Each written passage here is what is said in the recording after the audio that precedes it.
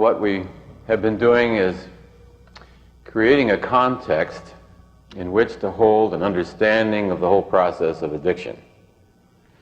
And by the time we finish today, we'll see why the world has been relatively unsuccessful in handling the whole problem of addiction, with the exception, of course, of Alcoholics Anonymous, which has been the only successful approach thus far.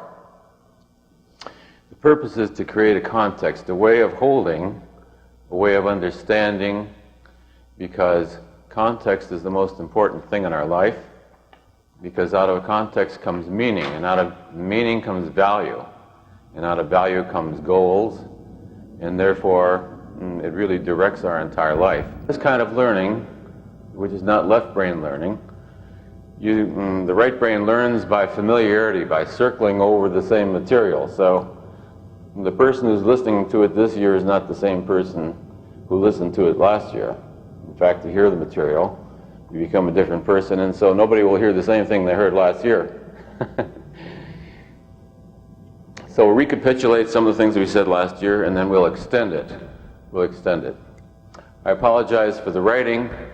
It is the typical doctor's writing. Point of honor with this. We learned this in medical school.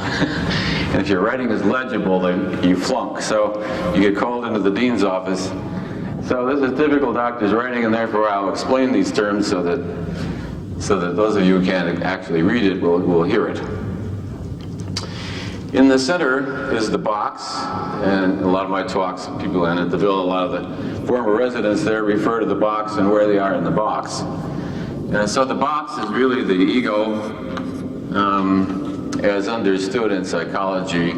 It's the self with a small s. It's the lower mind, the common everyday mind with a small m. The bottom of the box, we always start with the bottom of the box and work our way up. The bottom of the box is an energy field. In the center of the box, these are really energy fields. And energy fields are impersonal. An energy field is impersonal. Those of you who have studied or heard of geomancy realize that an energy field in nature is impersonal. And therefore, these energy fields have labels and names, but that's just the name of that energy field. And to the right of it is the emotion that comes out of that energy field. And at the far right is the process going on in consciousness. In the center, then, we have in the box these fields of consciousness, and beginning at the bottom we have guilt. Guilt, which you'll notice has a reversed energy field. Underneath the names of these various energy fields is an arrow, which I would hope would be in a different color, but I forgot my pink chalk today. You'll notice that there's a direction to the energy field, and also there's a number which calibrates the relative energy of that energy field. Starting with death, calibrated at 0, and this can be repeated by anyone, and it has been repeated by many people and verified. If you start with death at 0, you will end up with enlightenment at 600, what the world calls enlightenment, to pass beyond duality. If you start with death at 0, you will end up with 600 as the top of the box, beyond which identification with the small self, the personal ego, is transcended. At the bottom of the box, then, preceding death, are two states, apathy and guilt. You'll notice that the energy field goes to the left. The direction of the energy field indicates something extremely important. All those energy fields below the level of courage, which is a crucial level in the understanding of the addictions, all the energy fields below courage are reversed. All the levels below courage are reversed, and they're all levels of victim.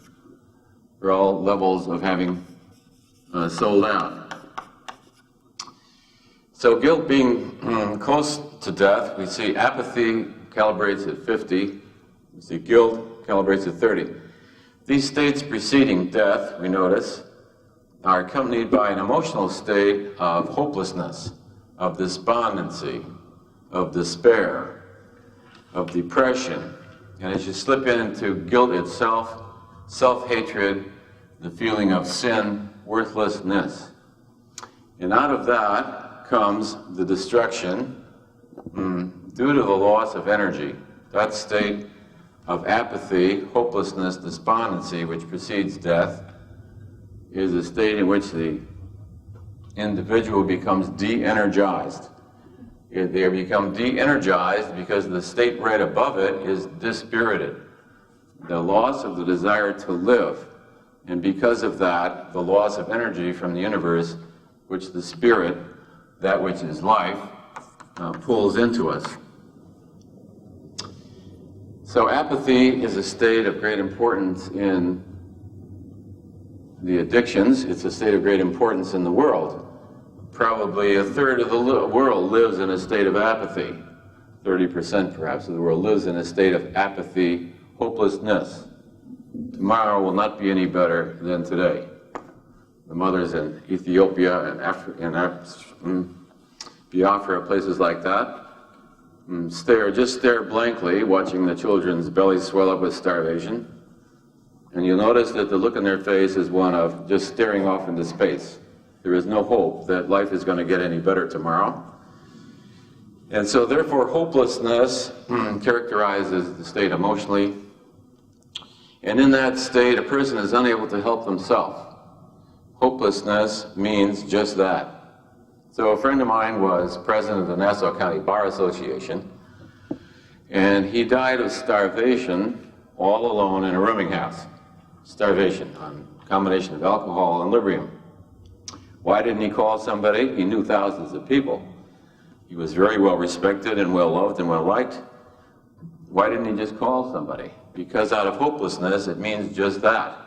There being no hope, there of course would be no purpose to make a phone call. This is extremely important because when patients come in, when people come in a state of hopelessness, into the villa, into the hospital, into the office, into our groups, into the influence of our energy field, because they cannot help themselves, the only thing you can do is pour energy into them. Because the process over on the right-hand side is loss of energy, then all you can do is pour energy into the person. Reason and logic has no effect on a person in that state of consciousness. So the mother who's lost her child, got a telegram from the State Department that your son is missing in action, suddenly stops speaking. She sits in her rocking chair. She stares blankly out the window, rocks back and forth and stops eating, and doesn't respond to people anymore. And now, when a telegram comes from the State Department that it was a mistake, it was another man with a similar name, and they say, "Mother, mother, it was all a mistake. It wasn't really Richard at all." So she just stares blankly out the window and rocks back and forth. And they say, "Mother, didn't you hear what we said?" But you see, the state has already changed. Her state of consciousness has changed. And in this state, because there is changes in the brain enzymes. So over on the left, we're going to have a column. We could have a blackboard about 30 feet long in which we're going to integrate the entire cosmos and all of man's experience. But having a blackboard of this length, we'll do it serially.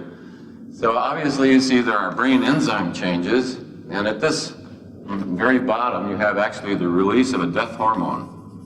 You have the release of a death hormone. Above that, in a state higher than that, of course, you have the depression of the brain's neurotransmitters, so-called catecholamines, such as serotonin and norepinephrine.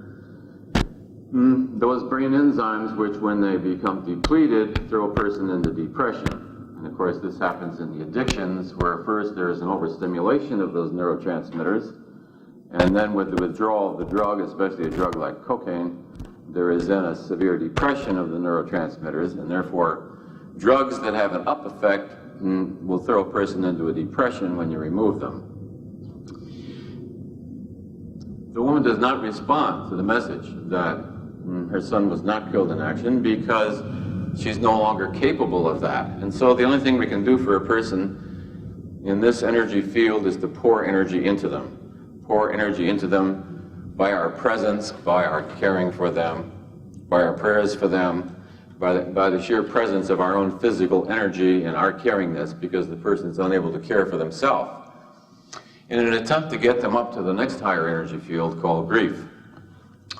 Grief, which calibrates at 50, has a lot more energy than apathy at 50.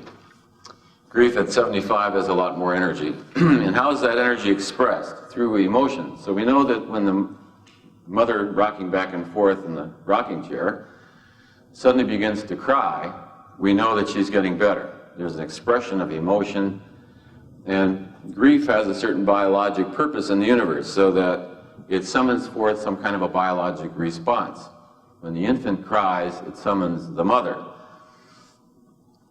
A couple of months ago, I was sitting on my front porch and I heard this little squeaking sound. Squeak, squeak, squeak, squeak. And my cat went over to a flower pot, was very curious about the flower pot. And I lifted up the flower pot, and here's this little toad underneath. And hop out. He'd been trapped there. So this little toad, you see, in his grief, his little expression, summoned forth a great power from the universe, namely me, to take the flower pot off him with the help of the kitty. So you see that little squeak summoned forth the cat, and the cat summoned forth me. And so therefore you see in operation the power. You see the power, because we say the energy fields are not personal. So what the little toad was expressing was that energy field, you see, and that energy field summoned the two of us. So there is power in grief. In ordinary life, we experience grief in ordinary daily life as regret. So that grief relates to the past, just as fear, the energy field above it, relates to the future.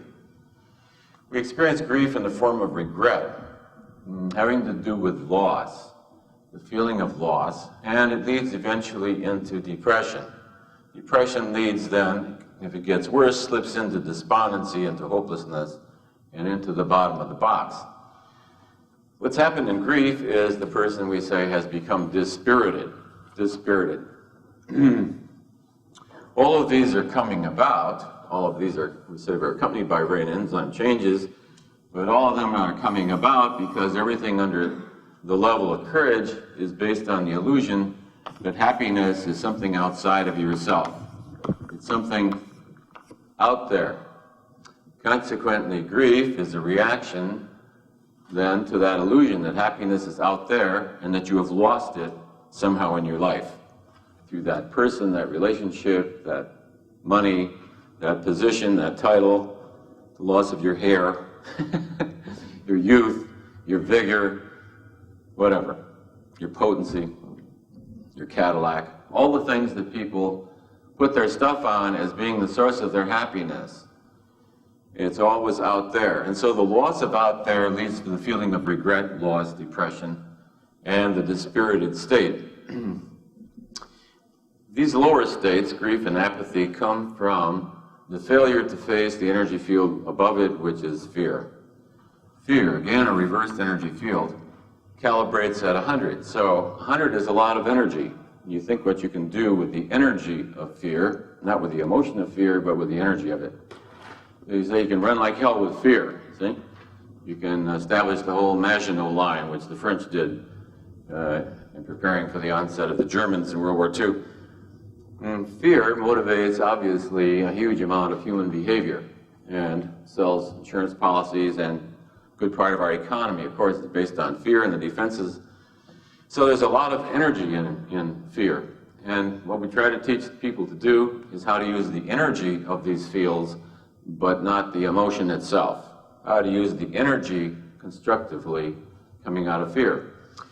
So all these energy fields have their upside and their downside. The upside and the downside. The upside of fear is how to use that energy constructively, because you can do yourself a great favor if you know what to be afraid of in this world. Is that not so? To be afraid of the addiction, for instance, is sensible, in as much as it is slowly killing you. In ordinary life, we experience the energy field of fear as worry.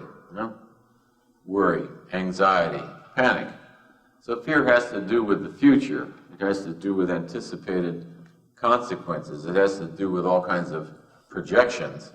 And the process going on over here in consciousness is one of deflation. So the animal, when it's afraid, shrinks and hides and tries to camouflage itself and be invisible.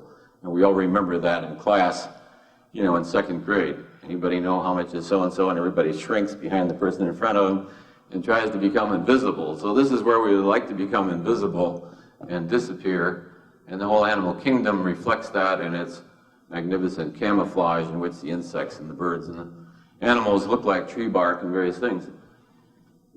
To become invisible and disappear from attack, and that is the basis, of course, of many psychological mechanisms, to disappear from the space, to disappear yourself from the space through denial and projection, and ways to remove yourself from being there. Facing this energy field of fear is what prevents falling into this depression and despondency. So the way out of depression and despondency for anyone is to face what is the underlying fear. The reason you're depressed is because you're unwilling to face what is the fear underlying the depression. Fear is much easier to handle once you understand how to handle fear than is depression.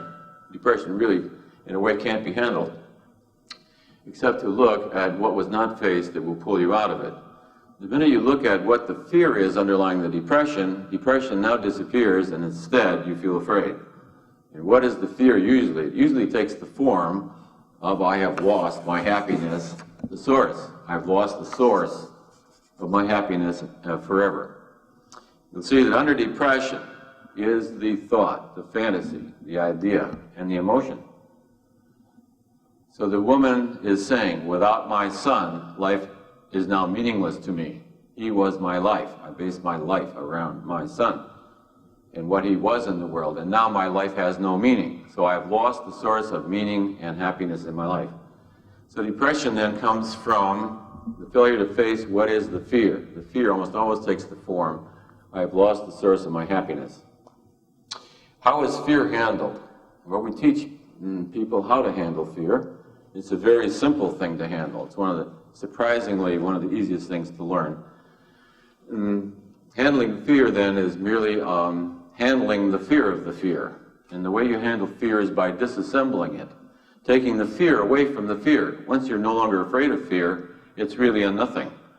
And when you disassemble it and take it down to what it is, you know, fear is a feeling of dryness in the mouth, maybe palpitations, maybe some weakness in the legs, butterflies in the stomach, gastrointestinal discomfort, whatever. If you ask yourself, you know, could I handle that? Could I let go resisting that? And so what you do is you let go resisting what you're actually experiencing and stop labeling it. Stop paying attention to what the thoughts are, because what kind of thoughts do you think fear is going to put out? Actually, it's going to put out your thoughts. So instead what you concentrate on is the sensations running through your body, and you're asking yourself, could you let go resisting them? And you just keep letting go resisting them, and you find that there's nothing to it. I let fear run one time for 2 weeks solid, and when it left, I missed it. It was like my pal by now. Just those sensations running through you. And after the first few minutes, or after the first hour or so, if you have really a big one that you're handling, letting run out, you'll find that you go right on functioning, and that the fearful feelings running through your body are nothing at all.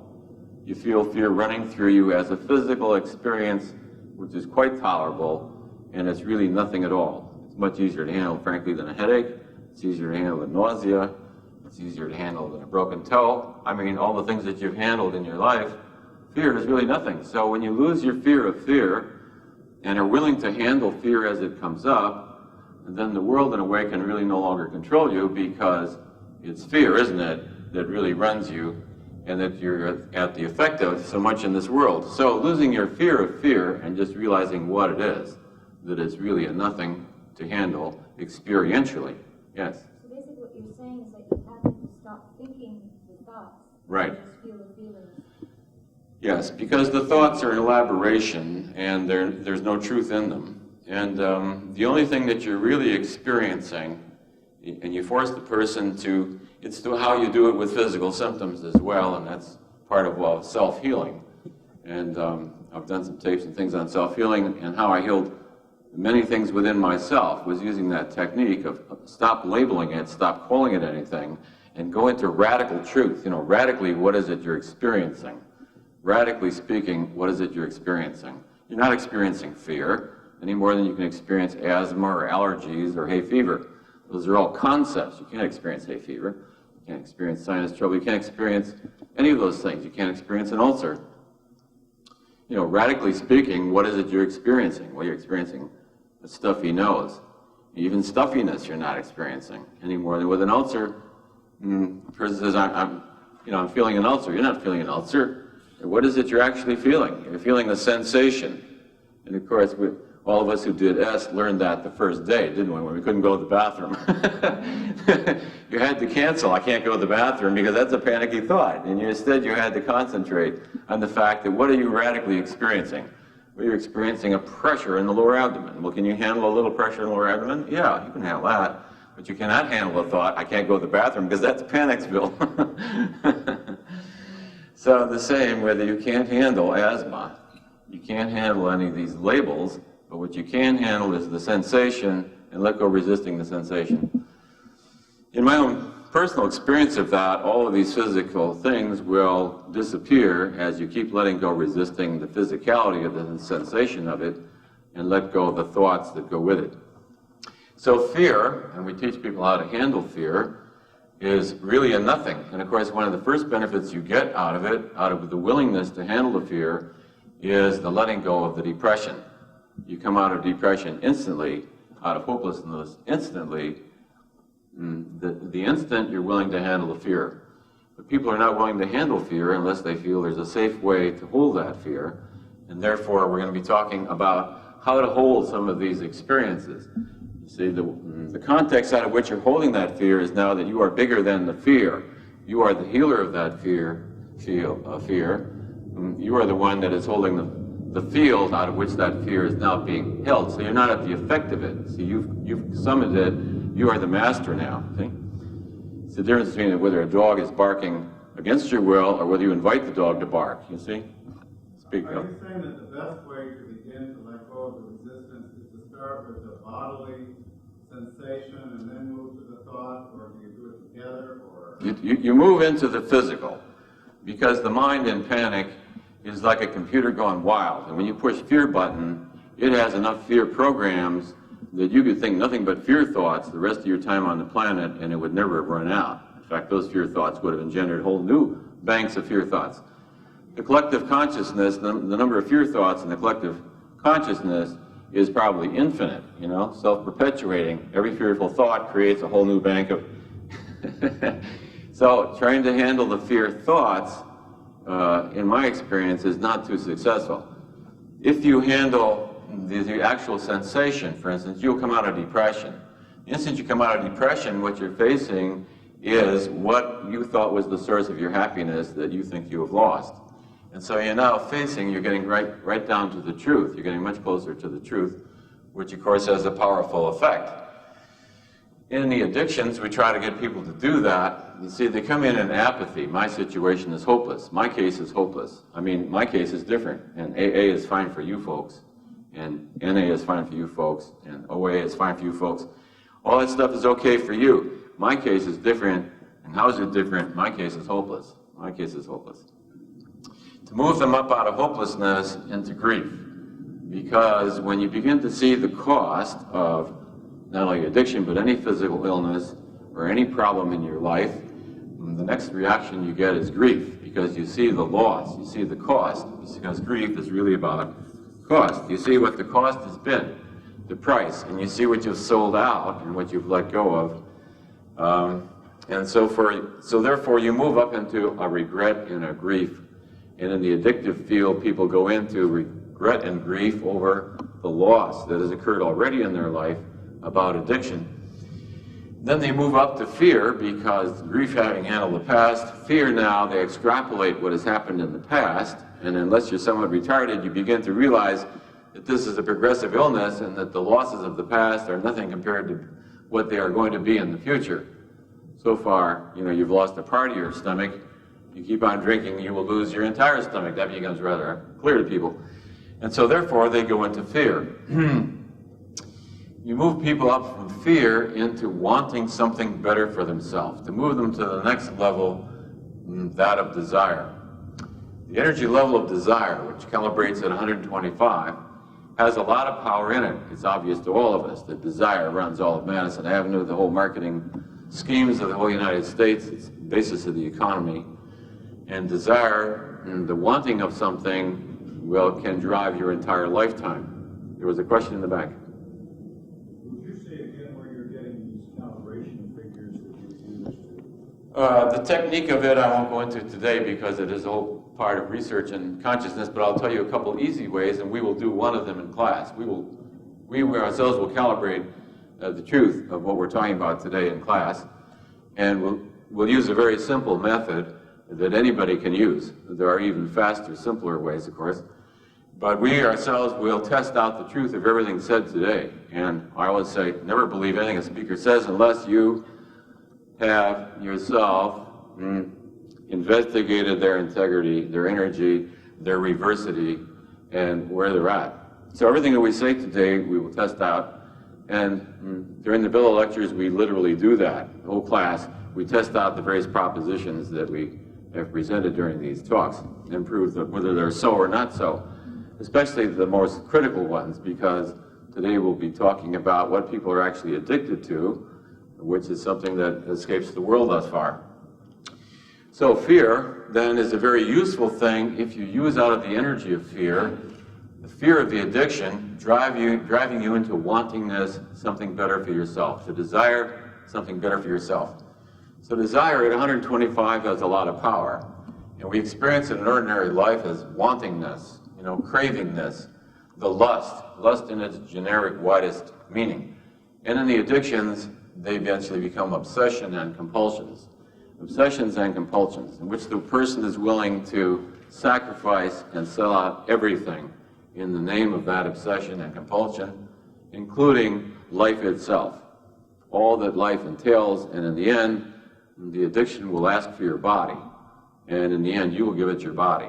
You see, the fact that even the physical body is going to go, in the end, you will say, well, if it goes, it goes, piecemeal or in toto, because by then everything else is gone, and the only thing you've got left is the body, and so that's going to go too. So the person in the end is willing then to give up the body. And so we know you can't scare people out of the addictions. You can't scare people saying, if you keep doing this, you're going to do that. It doesn't mean anything to the person, because they are quite willing to do that. At a certain level of consciousness, they are willing to do everything to maintain that which they are seeking.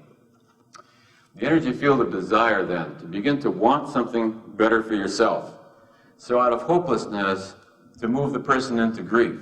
And grief, to face the fear. The fear, I will never be happy again, because in the addictions, obviously, the source of your happiness is out here. So to cut a person off from the addiction, you then see why they go into grief, because they've just lost the source of their happiness. To move up to fear, to move up to desire for wanting something to crave, to really want something that is better for yourself, and move out of the grief and the fear, and move up to anger. If you can move a person up to anger over what? Anger over being victim. Anger over being victim. Anger over being powerless. Anger over what the cost has been. Anger at how you've had to sell yourself out in order to survive. Anger at the sheer cost of survival, the sheer cost that you've had to pay in order to maintain this.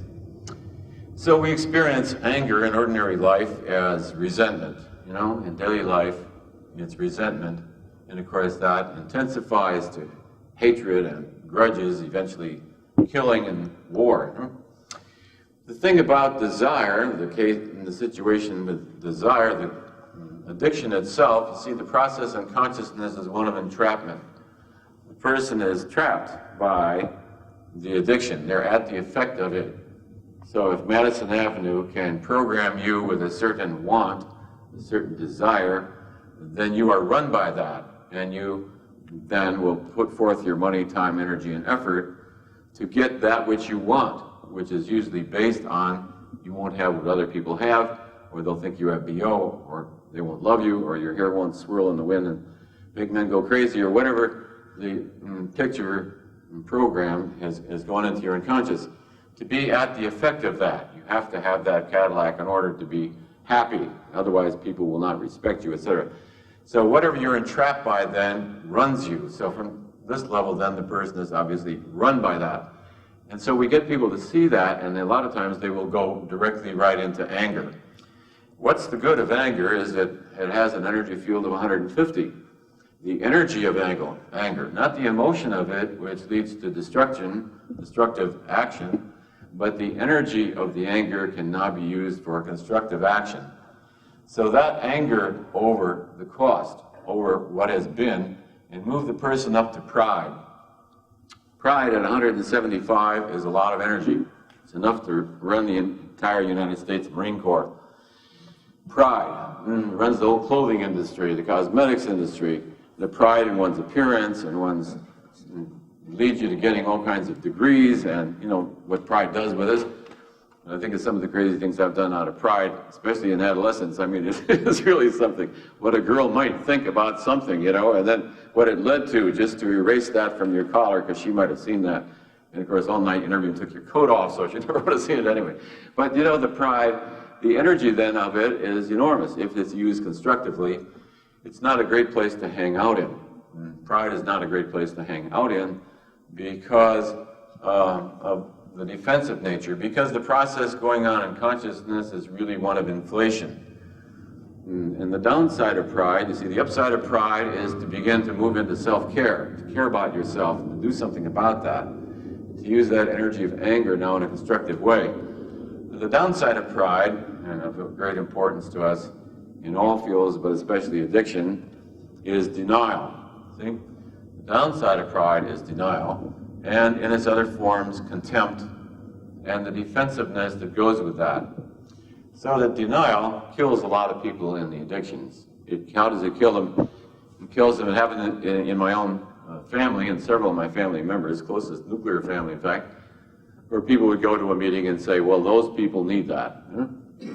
Go to an AA meeting and they say, well, they need that. Those people. And it's usually said with sort of a looking down the nose, contemptuous, that those worms there, they need that. And a lot of people in our society who don't understand self-help groups or spiritually based self-healing still have that attitude. Oh, you still need those meetings? But because you understand what it's all about, you laugh at it because you realize that they don't really get it. But they're projecting this within themselves upon that, you see, and that's what they see there. So the whole problem with pride is defensiveness, to be defensive. You know that pride is useful then as a transition. And even the Marine Corps appeals to pride, but what they really move you up into is courage. Because prideful people are hard to handle. So pride is useful as a transition. The difficulty is that the person's in consciousness is inflated. So we say the person is too big for their boots, you know, that they have a swelled head. The inflation is, when you see coming, the state right below that, anger, is one of expansion, but this is one of inflation. In anger, the process is one to become expanded. So the animal that is in anger, its hair stands on end and its tail swells and it looks fierce and it expands itself to make itself a formidable opponent.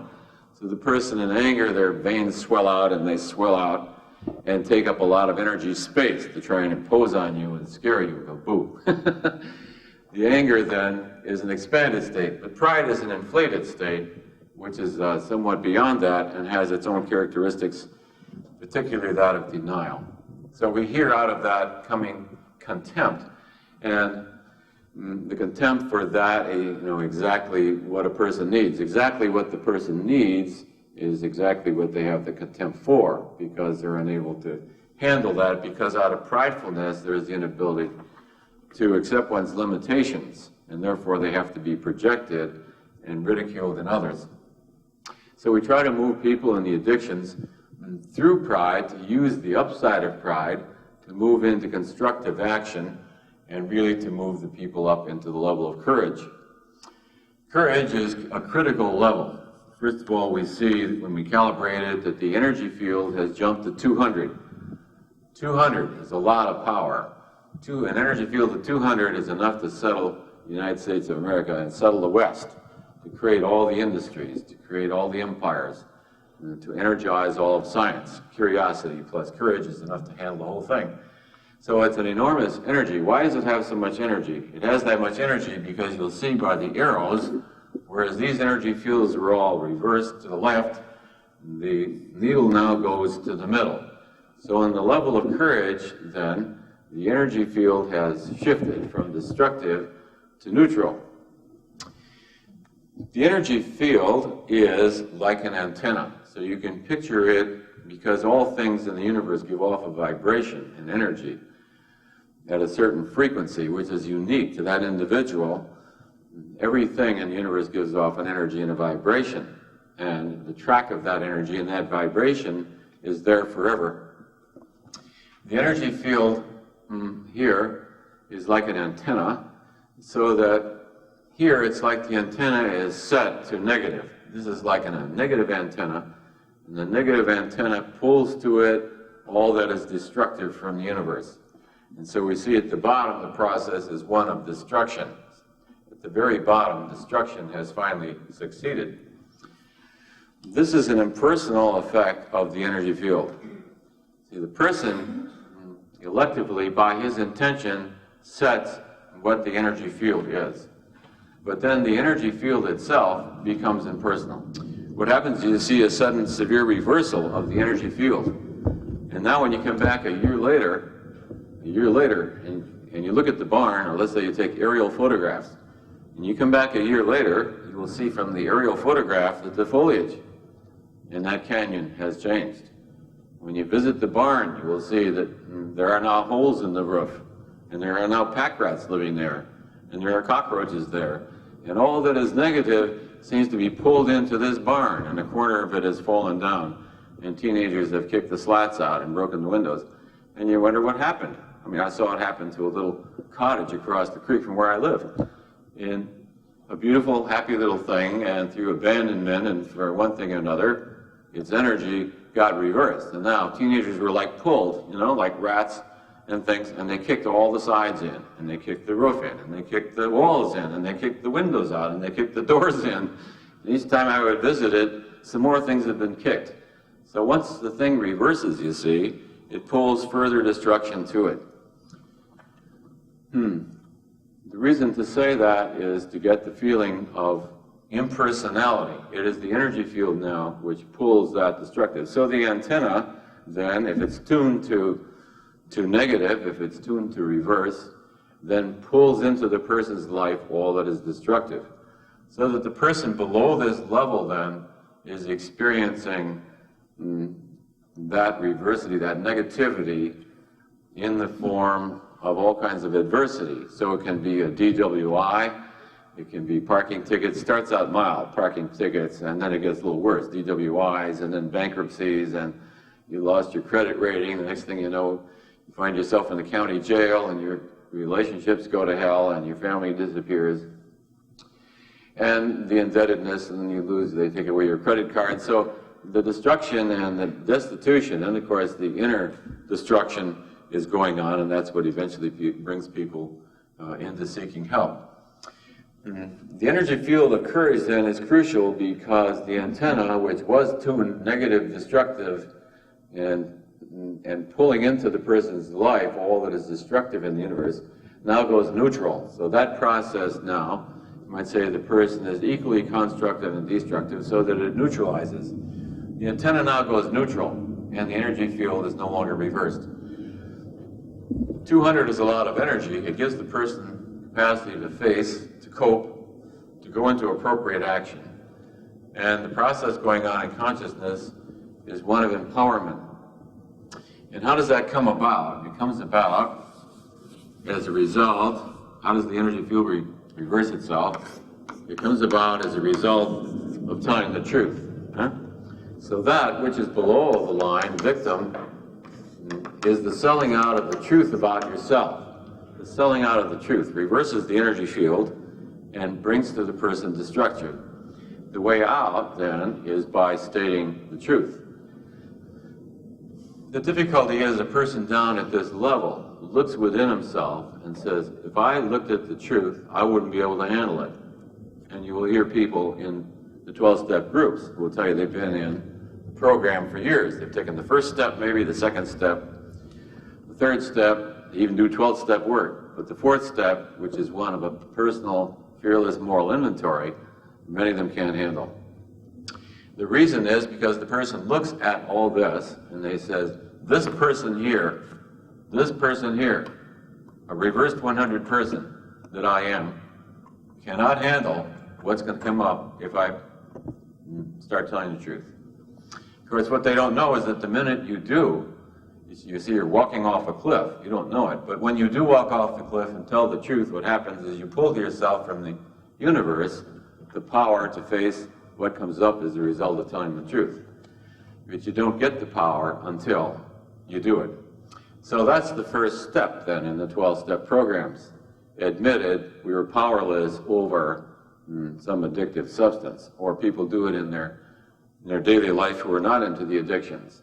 The minute you admit the truth about something, then this reversity stops. The energy field goes neutral. You pull to yourself an energy field of 200, which has the capacity to face, to cope, and to handle it with appropriate action. What has the power? The energy field has the power. The energy field is what has the power to handle it. So you summon to yourself an energy field that has the power to handle it for you. And as your own consciousness gets higher, you realize that it is being done like through you. It is not your personal self. The personal self has summoned it through its own free will. It has summoned it forth, but now it is the field that is handling it. You move up to the next higher level then, the courage to face, to cope, to take appropriate action in the addictions. And to let go the resistance,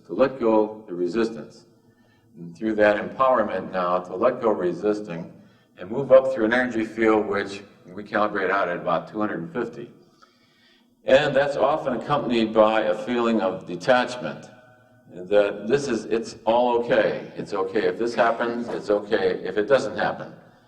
And the process going on in consciousness, we say, is the person has become released. They've become released in that they've let go trying to control it. They've let go of the resistance to however it goes. So they say, if I get a new car, that's great. And if I don't get a new car, that's great. This company wants to keep me, swell. And if they want to let me go, I'll find another job. So it's a great field to be in if you've been down here. To be up in neutral, at least, you don't have the painful experiences. You see, in courage, you have the energy to handle these lower feelings, but they haven't disappeared. The person in courage goes to ask the boss for a raise. His stomach is in a knot. See, his stomach can be in a knot. He can be run by this desire. He can be angry that he's got to go and ask in the first place. He can be resentful and have all kinds of self-pity down here that his value to the company wasn't recognized and he had to go and ask for it, etc. So he has all these negative feelings. But the courage, the power of courage at 200 has the power to handle that. And so he acts appropriately despite the negative feelings. As you move up into neutral, where you become no longer attached to outcome, then you energize, you get a feeling of being released about the matter, and these feelings begin to disappear. These feelings disappear. When you're totally released on it, it's great. If the boss gives you the raise, fantastic. And if he doesn't, you live with it. So it's a great field to be in as compared to having your stomach in a knot. Of course, the person at the bottom wouldn't even ask for a raise because in his view he would be worthless and the boss would never give him a raise anyway. So you have to move up higher to even take appropriate action. So this allows the person then to become easygoing and move up into the next energy field called acceptance. Acceptance is a much higher field and calibrates out at 380. At that level, the person is easygoing and confident and capable. And we see that there's the beginning now of a transformation in consciousness, a growing awareness. And what is the growing awareness from? The growing awareness is coming from the realization that the power The power to be happy, the source of happiness in my life is within me. That I'm the one that decides whether I'm going to be successful or happy in any situation or relationship or position. Below the level of courage, everybody, because they're victim, thinks that it is out there. The power is out there. It's the Cadillac that will do it for me. It's the position, it's the title, it's the address, it's the suit of clothes. It's something out there will do it for me. It's the relationship. It's the her in my life or the him in my life. It's the PhD degree or whatever. That's what's going to do it for me. But as you move up to this higher energy field is the realization that the power to create happiness and success in my life lies within me and me alone. And it's arising out of my positions.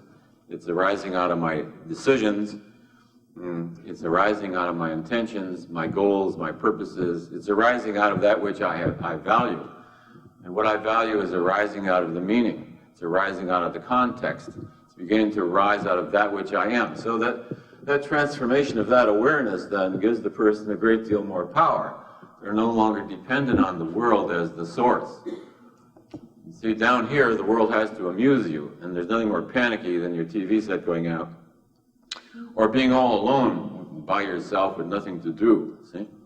To have to sit in a bus station for 3 hours with nothing to do, and the magazine stand is closed, and there's no TV, and there's no radio, and there you are, all by yourself in a bus station in the middle of nowhere, and you got 4 hours to kill. This would be death to these people, because there's nothing out there to hang on to. There's no beauty out there. There's no aesthetic amusement. There's no action. Here a person would say, fantastic, wow, I got 3.5 hours, and I got so much stuff to work on in myself. I mean, what a lucky break. I got 4 hours. I can barely catch up in 4 hours, all the stuff I got to handle in my life, you know? They would think it's great. So that power then, that person in that energy state knows if you drop them in a desert island someplace in the middle of the Atlantic or Pacific Ocean, and if you come back a year later, he'll have a coconut factory going, he'll be teaching the natives French, he'll have found a cute little native girl, he'll build a tree house. That capacity to create for yourself out of what is around you, to make a garden there, to grow things there, to create an industry, to create something where the energy flows back to you with the happiness of that. So we all know that level in ourselves, you know? What the world calls important, doesn't really mean anything, you know, when you just found the missing nut that allowed you to fix the fan. I mean, you know how happy that is? Or you just found your crochet hook that you can't finish the thing with. It's the little things that make your whole day delightful. And how many times in my life has become a delight over some little thing, you know? Like I just finished a chicken coop, and the chickens are happy. I mean, what could make you happier, you know? What the world thinks, and all the titles, it doesn't mean anything, because what you're experiencing is joy with the right now, of what it all is to you, the joy of your own existence. To experience the joy of your own existence then moves you up, and you're moving up to the next energy level called love. Love is, in this context then, calibrates at an energy field of 500. It is the beginning of happiness. Happiness, if you calibrate it, comes out at 500. A very crucial level for us to work in the addictions, because we're moving into the energy field of the self-help groups. Alcoholics Anonymous calibrates out at 540. The energy fields of love, and these are not the sentimental emotionalism of love that the world talks about, but a powerful, stable, unconditional energy field that you set by your own intention, by your own decision, by that to which you say yes in your life.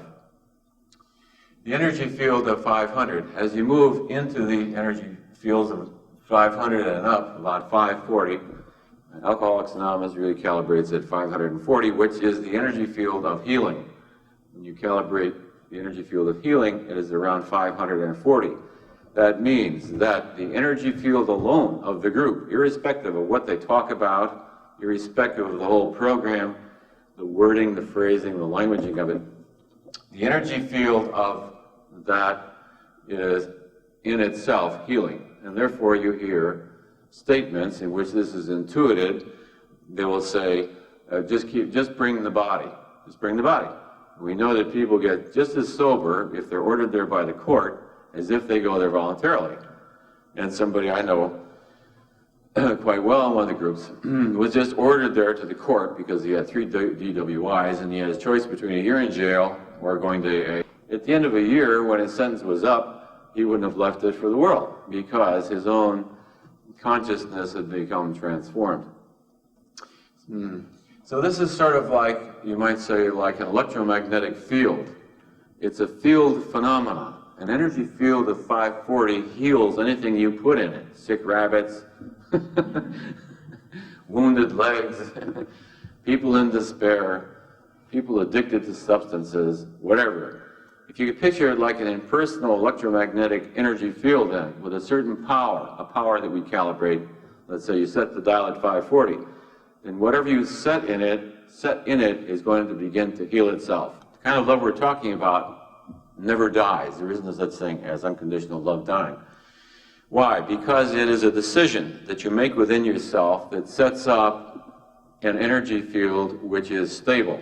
So that which is unconditional love is unchanging. Unchanging. Within the energy field of unconditional love to which you've committed yourself, the negative emotions may come and go. You may hate the person. I hate you. I can't stand you.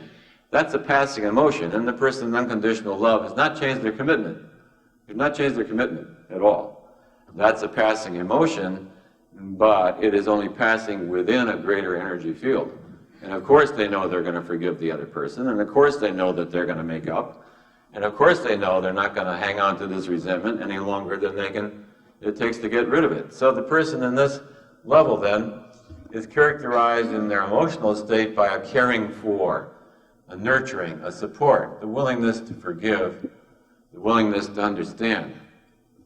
So what is the question that in the person's mind in this energy field is to understand that, See, down here, the idea is to make it wrong. Who's right and who's wrong. Here the intention is right and wrong. Here the intention is not even interested in right and wrong. It's totally irrelevant. If you get into an argument, 2 people on this level get into an argument, nobody even cares who's right or wrong. What they want to know is what's out with us. What don't we understand? I mean, where is it coming from? Is it karma? You know what I mean? Is it a past life? Is it something going on that I'm not aware of? What is it that's not healed in me that's bringing it up? Because there's the beginning of a revelation, you see? The beginning of transformation now is bringing you to certain inner revelations. And you begin to realize that when things are not going smoothly, that it's merely something to be handled. It's something that's not understood. And then when it's correctly understood, because it is now held from the viewpoint of understanding, the understanding itself heals that. So that you can't stay mad at a person in the field of unconditional love. And of course, we're all aware of that. That's one of the whole intentions of the consciousness movement and all that is called New Age and etc. Is we know that a resentment is your problem to handle and get off, you see. To get off the resentment is your problem. It is not up to the other problem to change. So if you don't like the fact that he wears a vest all the time, that's your problem. It's not the other fellow's problem to no longer wear a vest. It's your problem, why that bothers you. So that brings us then into a powerful energy field which is coming out of our intention to be that kind of person. So we might say that we could call this level here lovingness. Lovingness. We say that a person like that, what they're showing is lovingness. This quality goes on with them all the time. So their relationship to things is one of lovingness, to nurture that beauty around them. Their relationship to animals is one of lovingness. Their relationships to all things is one of lovingness. A lovingness towards life, and a lovingness towards beauty, and the desire to support that and understand that. So relationships coming out of that are then unconditional, meaning non-judgmental. There's no interest in rightness and wrongness. So characteristic of the 12-step group. So let's say somebody who's been in AA would have a slip, let's say. And while they're on the slip, they shot 3 people and ran over 4 infants and destroyed a building. When they come back to the group, what does everybody say? George, it's wonderful to have you back. You know what I mean? It's wonderful to have you back. There is no interest in a moralistic condemnation. There is only an interest in what the person is. And it's because they're beginning to really relate now to the person's beingness, that which they really are. So the mother who visits her son in prison for 20 years, a murderer in prison, and when I was a doctor in the state hospitals, we had situations exactly like that. People extremely psychotic, and in their psychotic behavior, they had done really terrible things, almost to terrible dimension. And yet the mothers, the families would come and visit them throughout the rest of their life. So the unconditional love then overlooks what the behavior is. It says that which is the behavior is coming out of that which is not understood. It's coming out of illness, it's coming out of unknowingness, it's coming out of ignorance. And that is not really what the person is. What the person is something greater than that. And so in Alcoholics Anonymous, then what the people relate to is that which you really are. And the behavior is overlooked. Nobody cares what you have. See, at the bottom of the box, people are interested in what you have. What you have. Possessions and titles and appearances and things, all having to do with have. In the middle of the box, people are interested in what you do. See, your titles, what you do in the world becomes very important. But as you move towards the top of the box, what people are interested in is what you are. What you are. And so, therefore, in recovery from addictions, in AA, for instance, nobody cares about what you have. You can know somebody for 20 years and haven't the slightest thought about what they have or interest. You may even, after 20 years, still not really even know what they do, despite the fact that you've talked to them on the most intimate level about the most mind-boggling things that you never talked to anybody else in the world about. You still, at this point, don't even know what the person does. What was it you do again? You ran out. I forget what he is. He's an engineer or something. I don't know. But what the person is, that is what is all important. It's because of what they are that you honor them and you protect them and you support that and you forgive them. And when they forget the truth of that which they are, then you hold that for them and remind them of that. And out of that powerful energy field, then you see. Over on the right, we said a process of revelation. So what's going on within the brain, we sort of lost track of the brain here for a while. At the bottom, we had the death hormone, the death enzyme, and then we had depression of neurotransmitters. Up here, we have a buildup. Up here, we have a buildup of the neurotransmitters, high levels of norepinephrine and serotonin, etc. And as we get up here, we get into the release of the endorphins. And the release of the endorphins having to do with the activation of the pituitary gland, and as you get up near the top, having to do with the endorphins having to do with the pineal gland also, that is of critical importance. And there's a lot of research coming out in neuroscience, of course, having to do with endorphins and the part that they play in addiction. And that is a whole subject in itself. We don't have time today to go into that, but that is a whole evolving science itself, the science of addictions and endorphins, and the treatments that are based, and the ideologic theories that are based on the presence or the absence of the endorphins. The most current one being that alcoholics and others have a deficiency of these endorphins, and that the drug releases an endorphin and allows the person to feel normal, which is what other people feel because their own levels of endorphins. And of course, ways of blocking addictions then would be the ways of blocking the release of those endorphins. As you move up then, because of what's happening out of this revelation, out of the release of the endorphins, you have awarenesses now that move the person up into levels of joyfulness, which calibrate about 540, up into energy levels of ecstasy, which calibrated about 560. You start moving into transfiguration and states of illumination, and you're moving up towards an energy field, which is right about at the level, at least you're in the ballpark of an energy field called bliss. Bliss in its most generic sense, meaning to feel expanded. It starts all the way from around 500, these levels of bliss start, and they start with, I always call mellow. I used to like mellow. Mellow is a great place to hang out. Mellow is You move into mellow from here. You're feeling anxious, worried, and nervous. You have 2 martinis on an empty stomach, or you smoke something, or nowadays they sniff marvelous white powder and things. But anyway, you move right up into an energy field called mellow. Mellow is about 500, and from mellow on up to 600 are the states that you could say are blissful. This state at 600 then, as you move closer to these energy fields, are states of inner joy, expansion, feeling generous, forgiving, ecstatic. Those who are into meditation and various other things know what we're talking about. States in which the personal self is transcended. That which is the small self, with its painful limitations, is transcended, and you begin to experience that which is greater than the personal self. The progressive states of joyfulness, of happiness, of transcendental, exquisite ecstasies, as the person gets closer to an energy field called bliss. This energy field, which I call in these lectures bliss, then, is a state of consciousness. Very important for us to know about. Because from second to second, that is what a person experiences, is it not? They experience their own consciousness. For instance, you can't experience the physical body. The physical body has no capacity for self-awareness. It's insentient.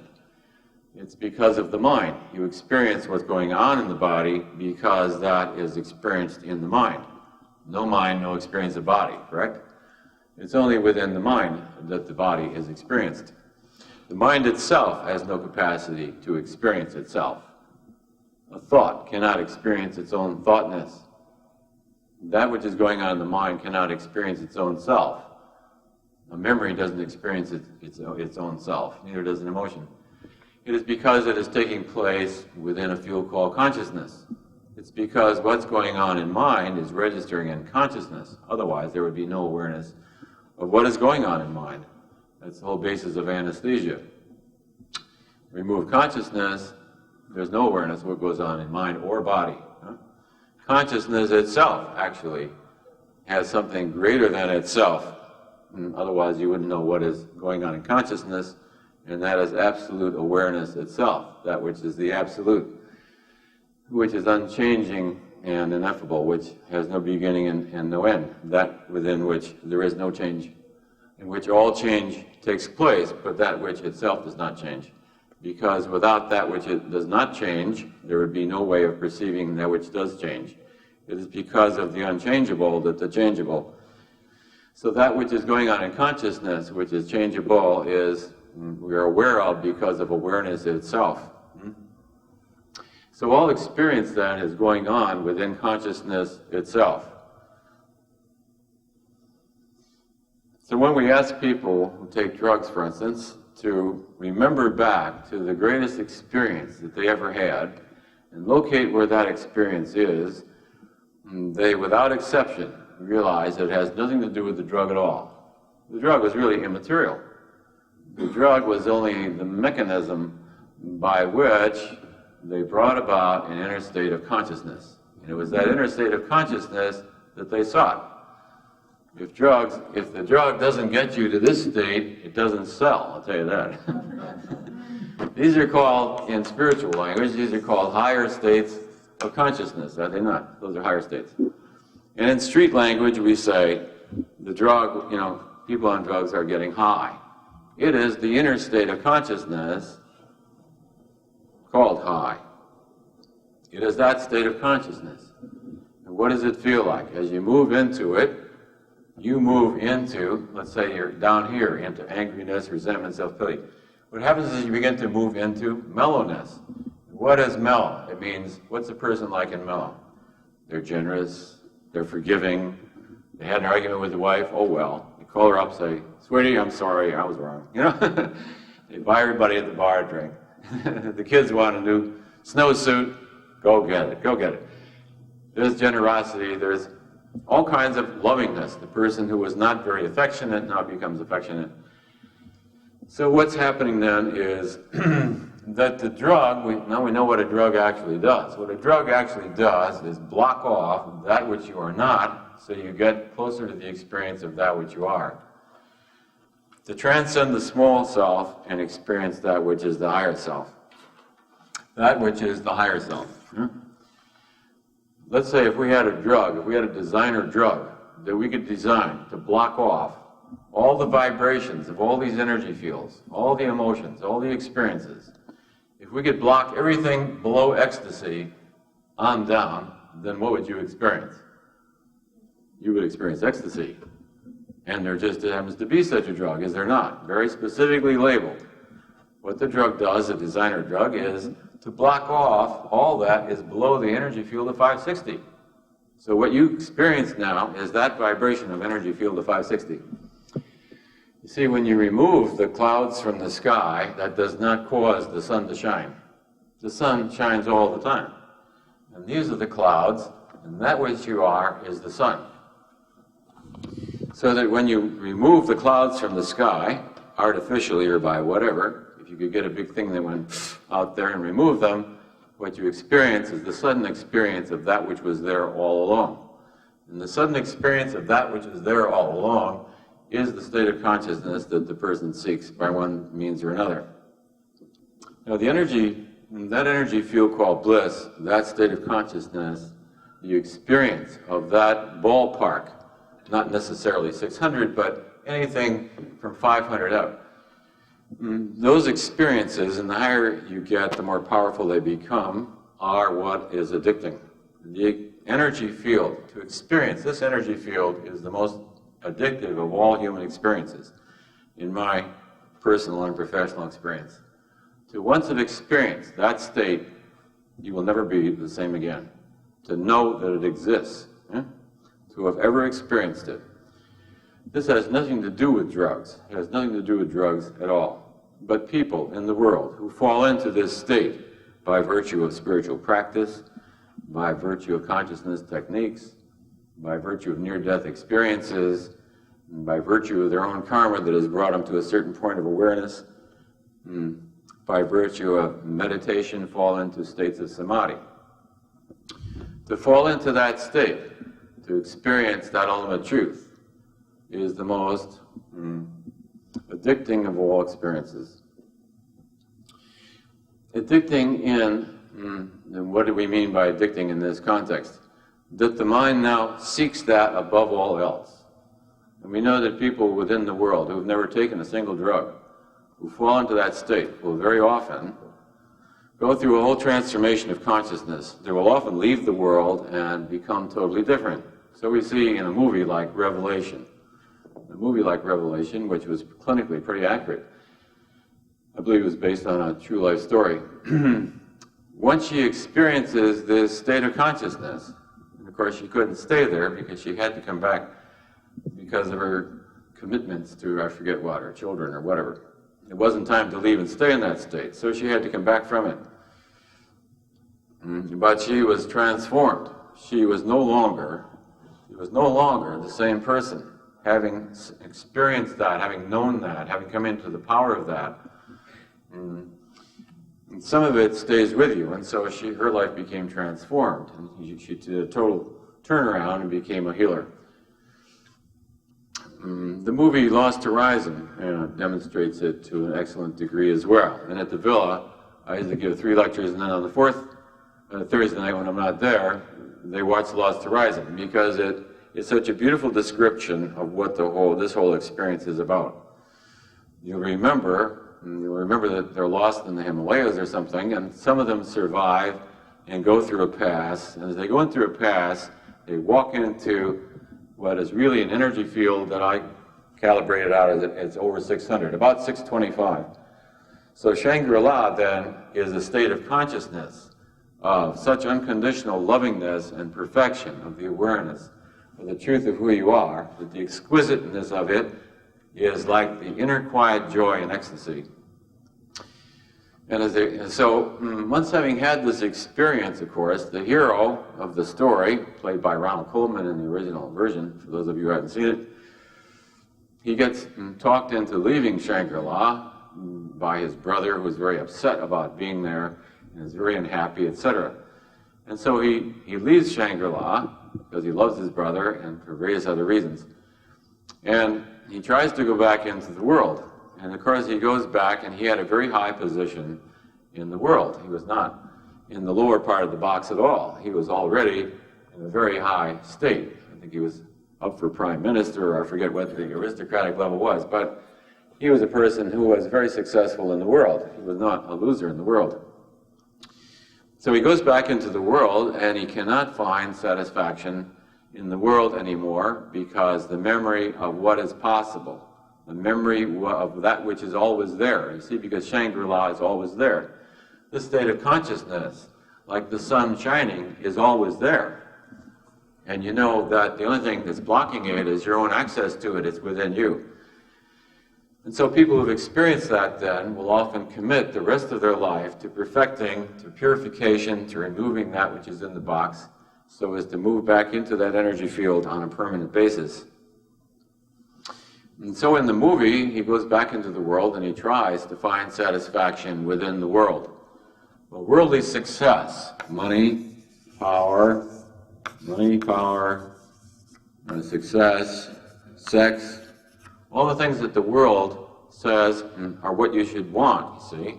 Prestige, success, all those labels, all those things, they all calibrate out at about 200. So he goes back into a solar plexus world of about 200 of success and power and appearance and prestige and status and all those things. Having once experienced something like 600, an energy field of 200 is really no longer appealing. See? Tell the former person who's experienced this, you should really get a new job and get a hobby and move to Cincinnati and quit that girlfriend and move out of your mother's house, then you'll be all right. What we're suggesting is a 200 solution to a 600 experience, and that's why it doesn't work. A 600 energy problem requires a 600 energy answer. And so in Shangri-La, you see, finally, he tries his best to do what he can within the world. But the memory of that, the knowing of that inner experience, because in Shangri-La, what you experience is the truth of your own isness, your own beingness. It is not out there, it is within you. And so he lets go of everything in the world, and he struggles to go back into Shangri-La. And in so doing, he sacrifices everything. Sacrifices everything. Becomes like a madman. They say he's like a madman as he went through the villages. And finally, even the Sherpas desert him, and he's left all by himself. The lone survivor, who finally, at the point of death, gets back to Shangri-La and returns to that energy field, which is now, at this time, it's different. This time, the struggle, see, the first time he lands there by accident, karmically, you might say, the plane lands within striking distance, and he gets there. But the second time, it is only through his own personal effort and constant recommitment. He has to say yes to every step of the way. When he landed there by accident, he didn't have to traverse anything, but now he has to go through everything consciously and say yes to it. He has to say yes to every step of the way to get back to that mountain pass. And then he returns to Shangri-La, but this time it is different. He is now himself, the one who holds that for Shangri-La. You remember the old, the leader of the guru, not guru, I forget what they call it, the leader of the community had died in the interim, and now he was the one holding that level of consciousness for the group. So the power then of that experience, the power of that experience.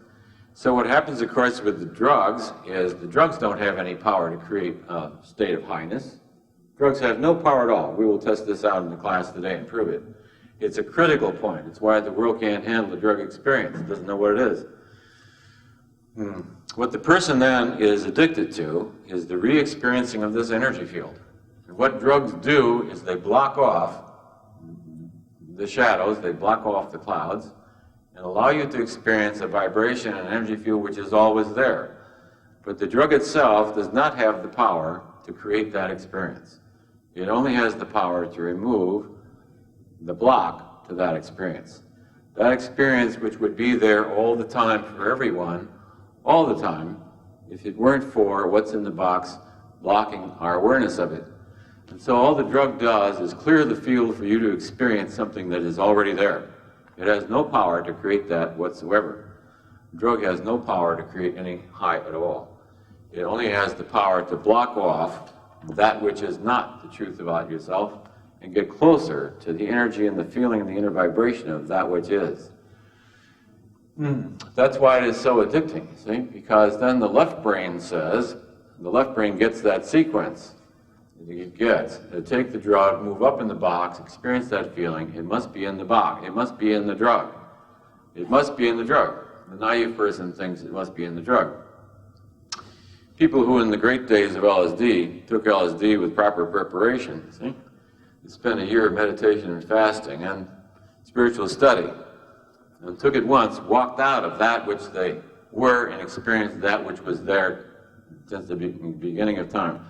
They walked into that which always was and realized the truth of that, what that was, and never took it again. People who really took LSD correctly took it maybe once, maximum twice, because it was very obvious that it wasn't a drug at all. All the drug had done was remove your ability to witness that which is. And the realization of that which is then, many of the people came out of that with an intense spiritual commitment, and you saw a great rise in spiritual commitment to spiritual values and all, and then people spent the rest of their lives purifying themselves to return to a state which only through the LSD experience, let's say for them perhaps, did they verify the truth of that. So the person suspected this is so, verified this is so, and now spends the rest of their life returning to that. Anybody with any awareness realizes, obviously, that you cannot experience the truth of that which you are by repeatedly taking LSD. I mean, that was sort of a retarded way to do it. Anybody who really took it in the proper context took it once. Because all it did was verify for you that that is always there, that it is what it is, and that you see that which within you is blocking your awareness of that experience. The work of removing that which is blocking the experience then is what the rest of your life is dedicated to. So that would be how to do it consciously.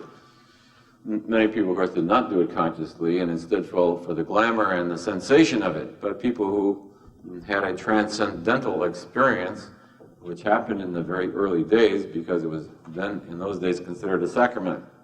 It allowed you, as Aldous Huxley said, it opened the doors of perception and allowed you to experience that which is. But the drug does not create that which is. And of course, that is one of the great problems in the drug experience, is that the left brain begins to think that it is, for the person who's never had that experience otherwise, that the power is in the drug. The power is in the drug. The person thinks the power is in the drug. You see, in the beginning, a person, let's say, is nervous and self-conscious and etc. And they stop by and they have 2 martinis, and now they go into mellow, and they go to this business conference, and they carry it out successfully. I mean, nobody's being harmed, right? There's no scandal being created. I mean, what's wrong with that? What's wrong with moving from a negative energy field, of resentment, let's say, and nervousness and anxiety, and moving into a lovingness, where you are concerned about the welfare of humanity and love and generosity? So what's wrong with that? Why does it end up in such a disaster? I mean, how come it ends up in the pits of hell? How does the energy field get reversed? I mean, why does it go from a positive, mellow, happy lovingness to a hatefulness? The father that used to have a drink or 2 on his way home and come home happy and the kids love to see him, now as the years go by, comes home nasty and selfish and then becomes physically violent and everybody hates him and fears him, and finally the family breaks up. What happened? He's only doing the same thing he did in the beginning. In the beginning he stopped for 2 martinis and he came home mellow. Now he stops for 2 martinis and he comes home very violent and nasty. What has changed? What has happened? What's been the critical? What is going on? What's going on is that he has given the power to the drugs. In my own particular research into the question, what's happened is that the energy field, we said that the truth puts you above the line. If truth puts you above the line, then a lie puts you below the line. So when he gives the power to the drug, when he gives the power to the drug, then what happens is he reverses the energy field, because the lie is, the telling of the untruth is what reverses the field. Now, a lie that's told at a minus 50, let's say you're down in apathy at 50, your life is one entire lie anyway. The whole context of your life is a lie. And all you do is lie all day long anyway, so one more lie doesn't really have that profound an effect.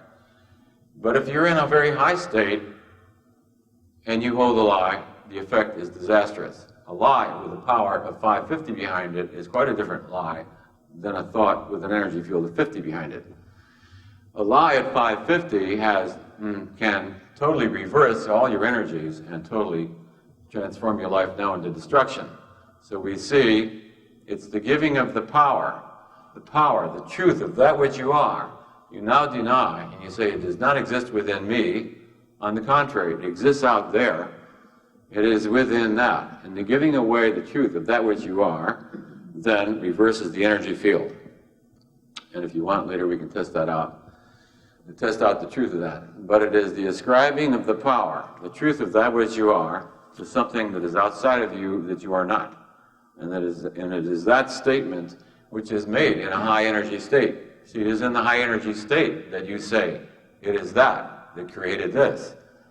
You didn't say that in a low energy state, you said that in a high energy state with a lot of power. 550 is a lot of power. And so in a high energy state you said, the power is in that. It is that I worship. This is what I worship. It has become my idol. This is the center of my life now. God has been really replaced by that. That which I am has been replaced by that. The giving of the power away then to that is what reverses the energy field. So now, that which at one time you got high, now sends you into destruction. This very same thing now is the two-faced Janus. Suddenly its face turns around and you see that the energy field has reversed. That which once was positive in your life is now the most destructive thing in your life. So I thought, well, we'll take a break now that we've gotten to what the addiction is. The addiction is to that state of consciousness called bliss. It really has nothing at all to do with the drug. And the drug comes in accidentally in our society because most people don't meditate themselves into states of samadhi. They experience that state only through drugs. And therefore it is a phenomenon of our society, of being a materialistic culture. As I said, this afternoon we'll test out, we'll use, for instance, kinesiology to test out the truth of some of the statements we've made, especially and most importantly, and the one that people who themselves have become addicted are most impressed by, is the awareness of what it is they're addicted to. After saying this for some time, a year or two, I ran across a writing by Ramana Maharshi. Ramana Maharshi being one of the great saints of India, enlightened in the view of the world, and a very famous person. But anyway, Ramana Maharshi said in one of his books that I ran across that the reason the person becomes intoxicated is to experience the self. And that once a person learns what it is they are seeking through the intoxication, they will then seek that directly. So I thought it was very interesting because Ramana Maharshi never took a drink in his life, and he knew nothing about addiction. And yet he knew that once the person realizes what it is they are seeking, that inner experience in consciousness, once they realize what that is, they will then begin to seek it directly. And of course, that's the whole function of 12-step groups. That's the whole function of Alcoholics Anonymous.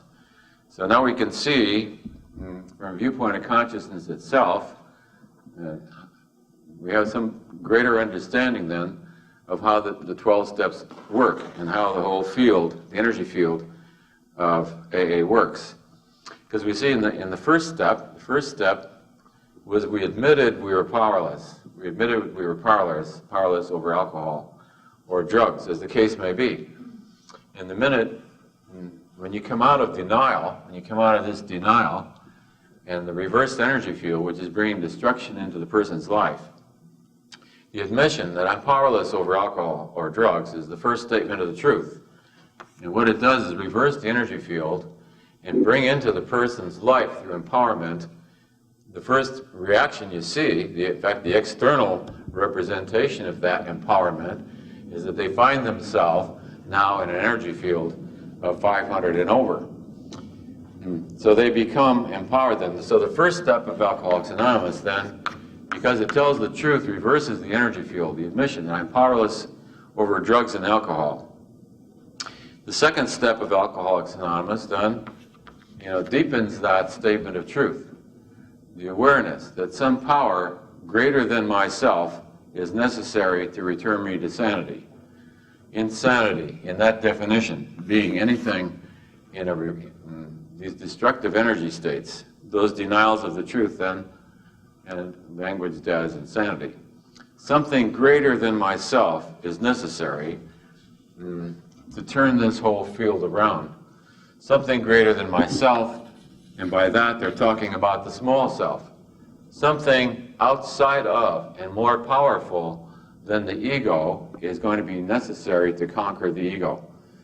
Something greater than what is in the box. Something that is outside of the box. Some lever that has the power to lift that which is in the box. The intuitive awareness that I, of my own self, this self here, unaided, do not have the power to overcome the attraction of an energy field of that power. The attraction to return to that state of consciousness is so powerful that it requires something of equal power to neutralize it and to handle it. That's an admission of the truth.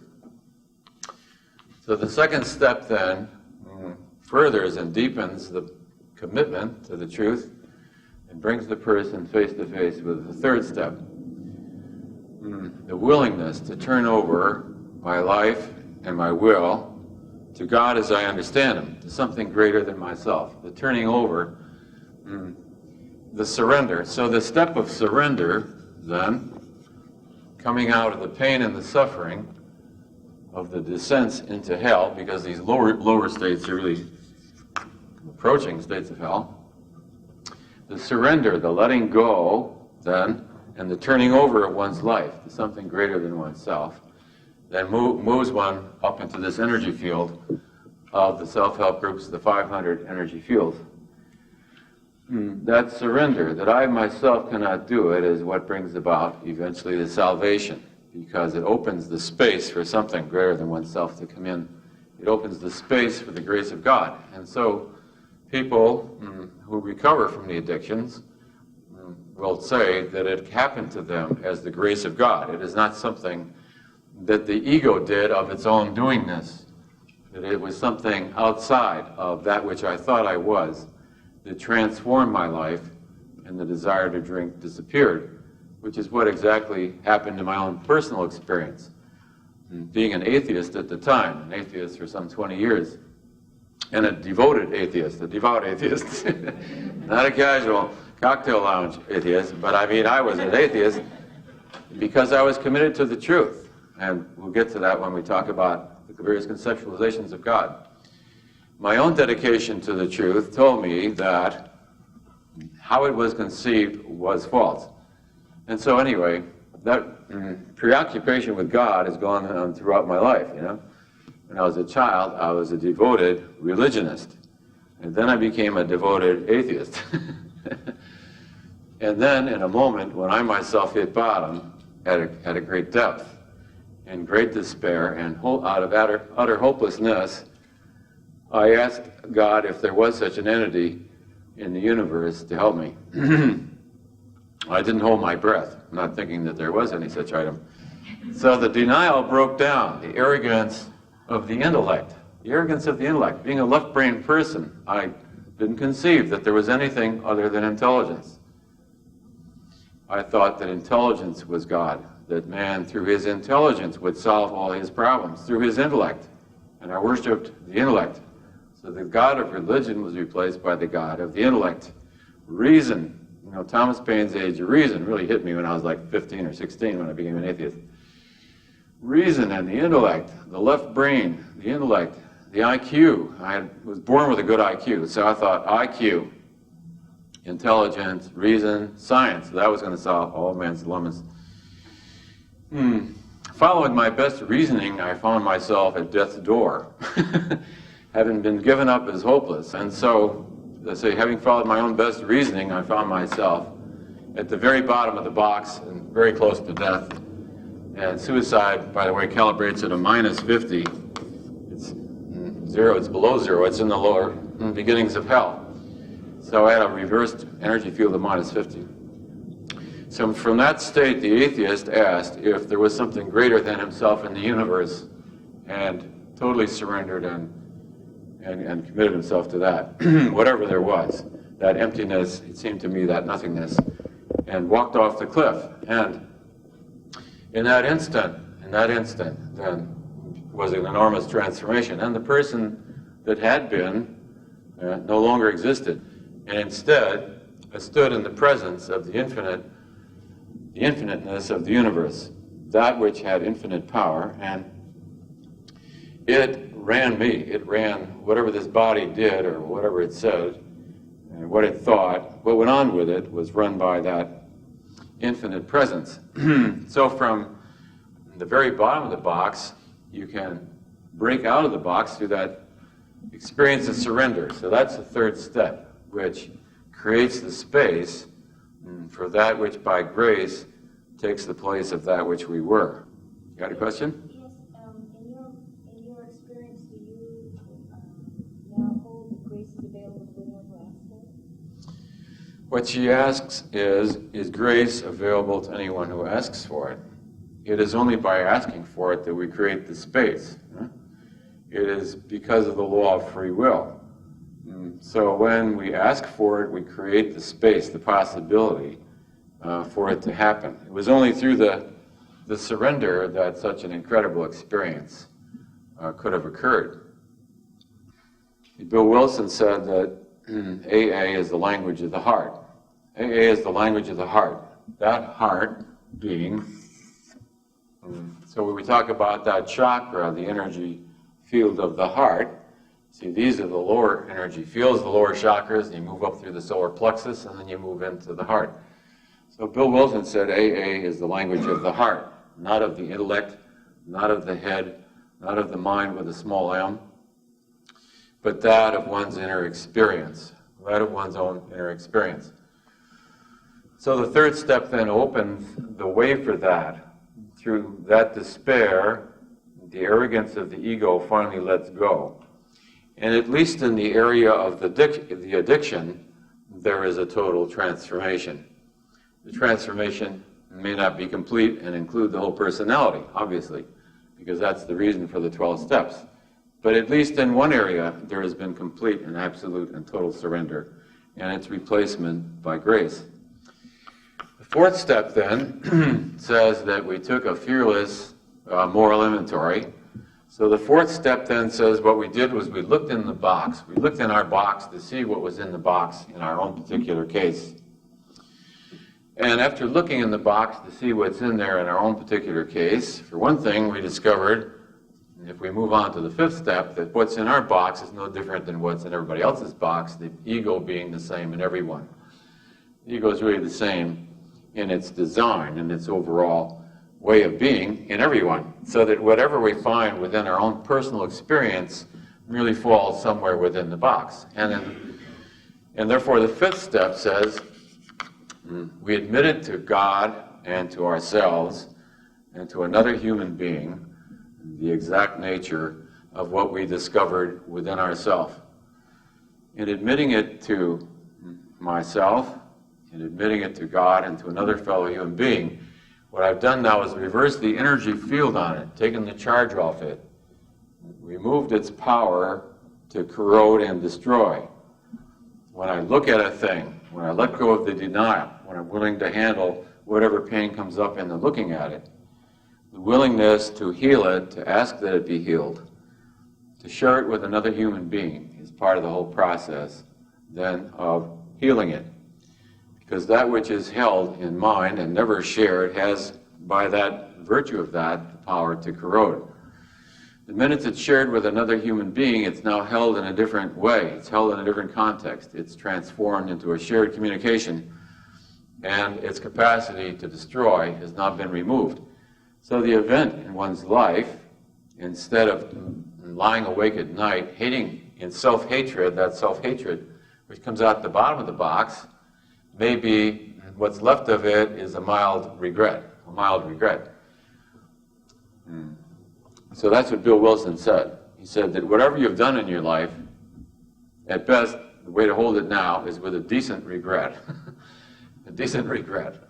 To replace that horrible, intense self-hatred and depression and contempt, self-contempt, which leads to the actual seeking out of destruction. You see that the process coming out of the box is the willful, gleeful satisfaction out of one's own destruction.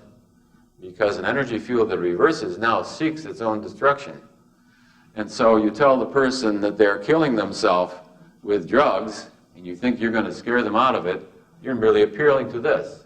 You bet I am. Love it. Love it. Love it. So you see how you're playing right into the person's self-destruction. To say if you keep on drinking, your liver is going to fail. Fine. The people got an unconscious satisfaction out of that self-destruction. There was a purpose in it, and that was the only way they could see to go. In this energy field here, self-destruction is obviously what is appealing to you and attractive. So the fifth step then removes the appeal and the attractiveness of that which is destructive. It is no longer appealing. And that leads us to the sixth through the ninth steps, you see. Having looked at what's in the box and having seen what its nature is now, and admitted it to ourselves and changed the charge on that through sharing it and asking God's forgiveness and help with it, then what we do is we move back into the world into a step of action. We've moved up in the box to appropriate action, and now through action to try and undo what damage we can, to repair whatever fences that we can repair, to tell people that we're sorry for how we were, to ask for their forgiveness, to pay up the bills that we didn't pay, to give the employer a good day's work. And we always suggest that people do that with the help of a sponsor. Hopefully that their wisdom will keep people from impetuously acting out in a self-destructive way. That the best way to repay your boss is not to tell him that you've been embezzling out of the cash box for the last 10 years, which make it him irate or calling the police. The best way to repay him would be to give him an honest day's work for a change. And the best way to heal and repair your relationship is to put the best that you can into it to make that relationship work. So to try to undo the damage that came out of the past then. So that that inner searching into what was wrong within then becomes reflected back in the world in those steps 6 through 9. The 10th step then says that we made a habit of this. In other words, it became our way of life. Self-purification, see, because the drugs took us to the bottom of the box, and now through the spiritual program of the 12 steps, we're moving back up through the box. So the 10th step said that this became our way of life. It is the way we became in the world. That to the best of our knowledge, as we became aware of that which was wrong within us, we sought to correct it. And so that commitment to self-correction, to spiritual growth, to becoming more conscious, then becomes part of the way of life that comes out of this experience. The 11th step is an interesting one. The 11th step says, sought through prayer and meditation to increase our conscious contact with God as we understood Him.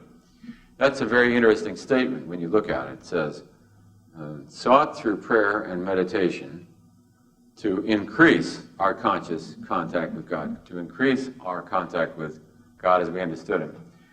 So what that is saying then is, by the time you've gone through steps 1 through 10, see, 11 doesn't say, try to establish contact with some power greater than myself.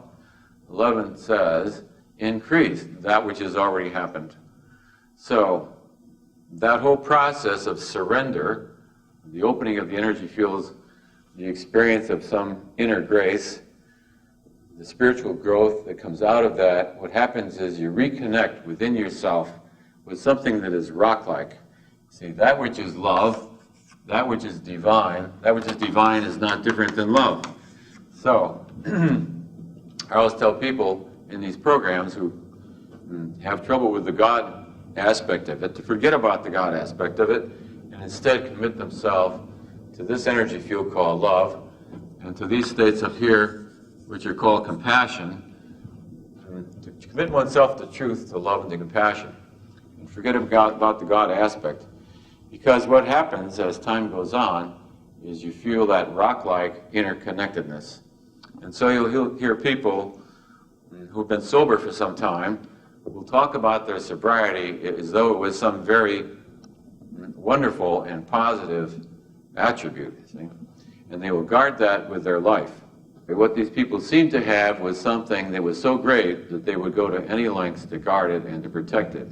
Something of great significance, that they had something over and beyond that which they had gotten out of alcohol and drugs in the first place, otherwise they would still be back in alcohol and drugs. Something of a greater dimension had come into their life, and it was within them. You know, the kingdom of God is experienced within. And so that rock-like reconnection with that which they had sought in the beginning now was happening. So step 11 then merely said that there was a desire now and following through on how to increase the power of that connectedness with something that had come back within the self.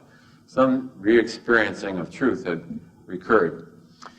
And that brought them to the 12th step. And the 12th step then explains what the whole process of addiction is about.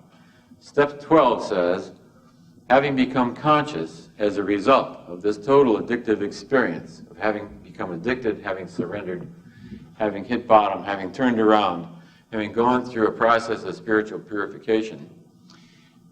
And the wording of it is having had a spiritual awakening as a result of this whole experience.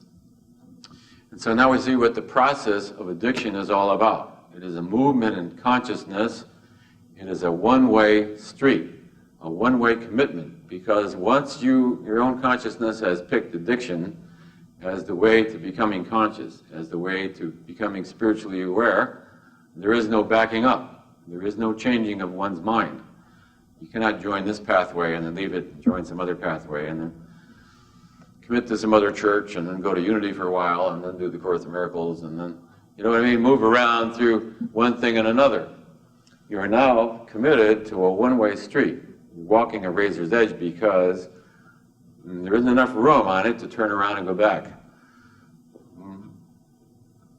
Addiction is a one-way street. It is a total confront with the absolute necessity of becoming more conscious in order to live. So that the price of life now, the price of life itself, is that one has to become more conscious. And that is the whole purpose and consciousness then of the pathway. So it is really a pathway, a consciousness pathway. The whole purpose of addiction then is it is a way in which one is forced, despite oneself, to become conscious, to own the truth about oneself to a much greater degree, or one dies in the process. And therefore, it is a very powerful commitment. It's really, in a way, a long shot, because you either make it, you either become more conscious, or you go out the bottom of the box. And at the Villa, they talk about going out the bottom of the box. And this last week, somebody else went out the bottom of the box, because the statistics are not all that great. Out of 10 million alcoholics, there's 500,000 sober, roughly. 1 out of 20. Means that it's a long shot in which maybe 1 out of 20 will own the truth about themselves to a sufficient degree that their life will return to them. So the 12th step then gives away what the purpose, the whole purpose, the end, the goal of addiction is, and that is to become more conscious. See, you can't change your mind. Once you're an addicted person, you cannot become unaddicted. Once you have experienced this energy state, there's no way to remove it from one's memory. one's alignment with the returning to that state, the desire to return to that state. It's impossible to replace that state with anything else, because anything else is of a much lesser degree. A much lesser degree. The desire to return to that state then becomes that which runs the person. So we tell people at the villa that what it is you sought, you don't have to be ashamed of. What you sought was the same thing that all the saints and everyone else has sought, to experience that great state within oneself, the presence within, that which is the truth. What you have to know is that what's wrong with drugs is they don't work. It's not because they're wrong, it's not because they're destructive, it's just that they do not work, that's all. And they work up to a certain point, and then once the energy field reverses, they do not work. So the reason to give up drugs and alcohol is, frankly, they no longer work. They don't work. And now that you know what it is you're addicted to, you don't have to change your direction at all. Your goal before, what you sought, was to experience this higher energy state. So you don't have to change your direction, you only have to change the means of getting there. You only have to change the means of getting there. So that now you own it yourself. So that as you return to that state, it's because of what you are. It's owned within you. It is not something out there. It's merely the awareness of what you are. So that that state now stems and comes from within yourself. As people go through a confront with the facts about their addiction, they go through these various experiences. They very often come in the bottom state of despondency, and everybody pours energy into them, at which state often they start to cry at the grief over their experience. To find yourself committed, to find yourself at the bottom of the box, to find that all that you have valued has been lost and taken away. A person goes into grief over the realization that they are addicted, grief over the realization that they have what seems to them is an impossible problem, and out of that comes the fear. To help the person through the fear of what the consequences of this addiction are, and move them up into desiring something better for themselves. To move them up into anger, to use that anger to move them into pride, to move them into courage. And so the person can be moved out of the bottom of the box. And we will see later social phenomena which demonstrates these principles extremely well. I want to just conclude then a few remarks about why addictive persons react the way they do to any threat to their addiction. You can see now, if happiness is something that lies outside of you, and if you've given the power over your life to that out there, you can now see why you react the way you react to any threat to that, what you now believe to be the source. Whether it's a relationship, that person might leave my life, the terror at that, I might lose my job. You can see why people now react the way they react, and in knowing that, you know much better how to handle them. A person here, if you tell them they cannot drink anymore, if you put them in a hospital, if you pull them into treatment, will go into grief. What is the mourning and the depression about? It's not because of the loss of alcohol from your life, it's because you're cut off from this state, and the feeling that one will never more experience that state. The state of apathy and hopelessness that almost led to suicide came out of the conviction that I am now and forever cut off from any access to this state. Not from alcohol. By that time, alcohol made me throw up, half an ounce of it had a violent and terrible negative effect. I hated it and I detested it. So it wasn't grief and mourning over the loss of alcohol. It was grief and mourning for the same reason that the person in Lost Horizon is in grief and mourning over the loss of that state. That's why you go into fear. Any threat to your supply then is not the fear of the loss of the drug, it's the fear of the loss of this state, that you will have to live on this planet forever, the terror that you will never again experience a connection with that which is real, because it's their connection. Another name for what's on top of the board is reality. You will never experience that which is real again. You will always be in the plastic world of the solar plexus and the foreverness chasing of the forms of all that. The desiringness is obvious. That's part and parcel of the entrapment. The anger, if you stand between a person and his source of supply, he may well kill you. And it does happen. Because you are cutting him off from God. It's really what you are doing. His experience of that which is his own godness, his own higher selfness, and people will, of course, go into a rage. So now you see the reactions, too, when we threaten a person's addiction. When you call into question, when you say, George, don't you think you're drinking too much? Look what you're bringing up in him. You see what you're bringing up in him? All of his survival. You think you're experiencing God too much? It's really what you're saying to him. That's what you're saying to him. So what you're implying now is a threat of his connection. So when we get through talking today, I'm sure you'll see a much different way of holding the situation, and therefore how to approach the person, so that they don't go into a panic over loss or a rage, or end up hating you. They will divorce you, you know, if you threaten their supply. They'll say, well, you and I are not getting along, and I'll have to leave. They will leave out of anger, out of fear of the loss of their supply, any threat. So I just wanted to clear that up, of why people react the way they do to the loss, what the loss is that they're feeling threatened. It's not the drug and it's not the alcohol. See, after a while, a person doesn't care what it is as long as it accesses this energy state. You see, the psychological explanations of addiction don't hold water clinically and experientially. The psychological explanation is that they're running away from reality, that the person drinks because they are trying to escape their fears, their anxieties, their angers, their resentments.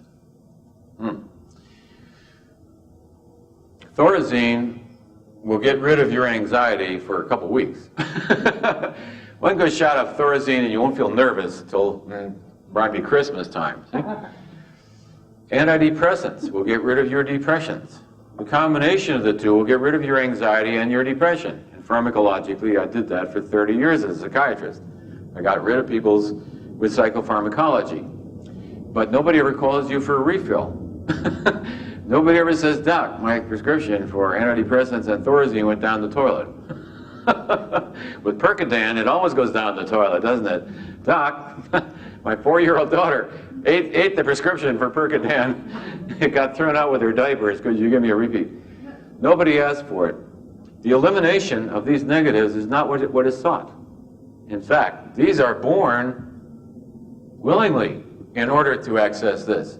Because as the addiction goes on, the experience of these higher states becomes briefer and briefer, and they're followed by prolonged states of agony. And the person is actually willing and will accept that this is going to bring them prolonged agony, even for a few moments of that experience. And people will tell you when they come back into the program who've been out, I knew it wasn't going to last more than a couple of minutes, but I just had to, what? Reconnect with that experience, at whatever the cost. So it isn't the running away, and people will say, I didn't drink to escape from life. I drank so that I could enjoy it more, so that I could be more with life. I didn't drink so I could avoid going to the party. I went so that I could go to the party and be more with the party than I would have been had I been in my normal state. See, that which is sought now begins to explain what's going on. These energy states are, these fields of consciousness, as I said, are impersonal, and they totally dominate how we experience life and how we experience the world. So we did one column over here called brain chemistry. We can put columns all the way across the board, so we're going to start marching across the board now and on up to the world. And we'll put here the world. The world. How do these energy fields, see, these energy fields are so powerful that they literally have control over what happens in your life because of what you're holding in mind. See, the difficulty in people in consciousness work is to be able to grasp what is the power of mind. That it is so all-powerful that they can't even get that it has power. The energy field is so powerful that it literally controls your perceptions. It controls the experiences that comes into your life. You might look at this energy field as a grid, an energy grid. This grid then creates and controls what goes in and out, so that a person in this state of apathy, let us say, state of apathy, when they look at the world, what do they literally see? What kind of a world do they experience? Huh? They experience a world of hopelessness. I can't even read that myself. I don't know how you can. Hopelessness. I must be into apathy about my handwriting. I just got that right. Hopelessness. As you see, it is not hopeless. It's legible. But anyway, the energy field of apathy creates a perceptual field and an experiential field in which what you see is hopelessness in the world. Everything you look at is hopeless. You open the paper, talks about an international situation with so-and-so, and you say, well, that's hopeless. Talks about world hunger, let's say, well, that's hopeless. Hunger's always been with mankind, so it's hopeless. I mean, the mind will always find intellectual rationalization to justify the position of the energy field. This relationship is hopeless, you know? My sister-in-law and her husband, it's hopeless, that marriage. So you begin to see hopelessness everywhere. And because you're holding hopelessness, it brings into your life the experience of hopelessness. If you think it's hopeless that you can train your dog, you know, to do it outside, you can be sure that if you're holding that this dog is hopeless, then you're never going to get him toilet trained because you are holding a powerful energy field that says he is hopeless. The dog is coming from a much less powerful energy field, and he will just go with your hopelessness and do it on the rock. So, from the most mundane to the most profoundly spiritual levels, then, our energy fields are dominated by that which we're holding in mind. Our relationships, reflect that. At this level down here of guilt, we start going into the hells.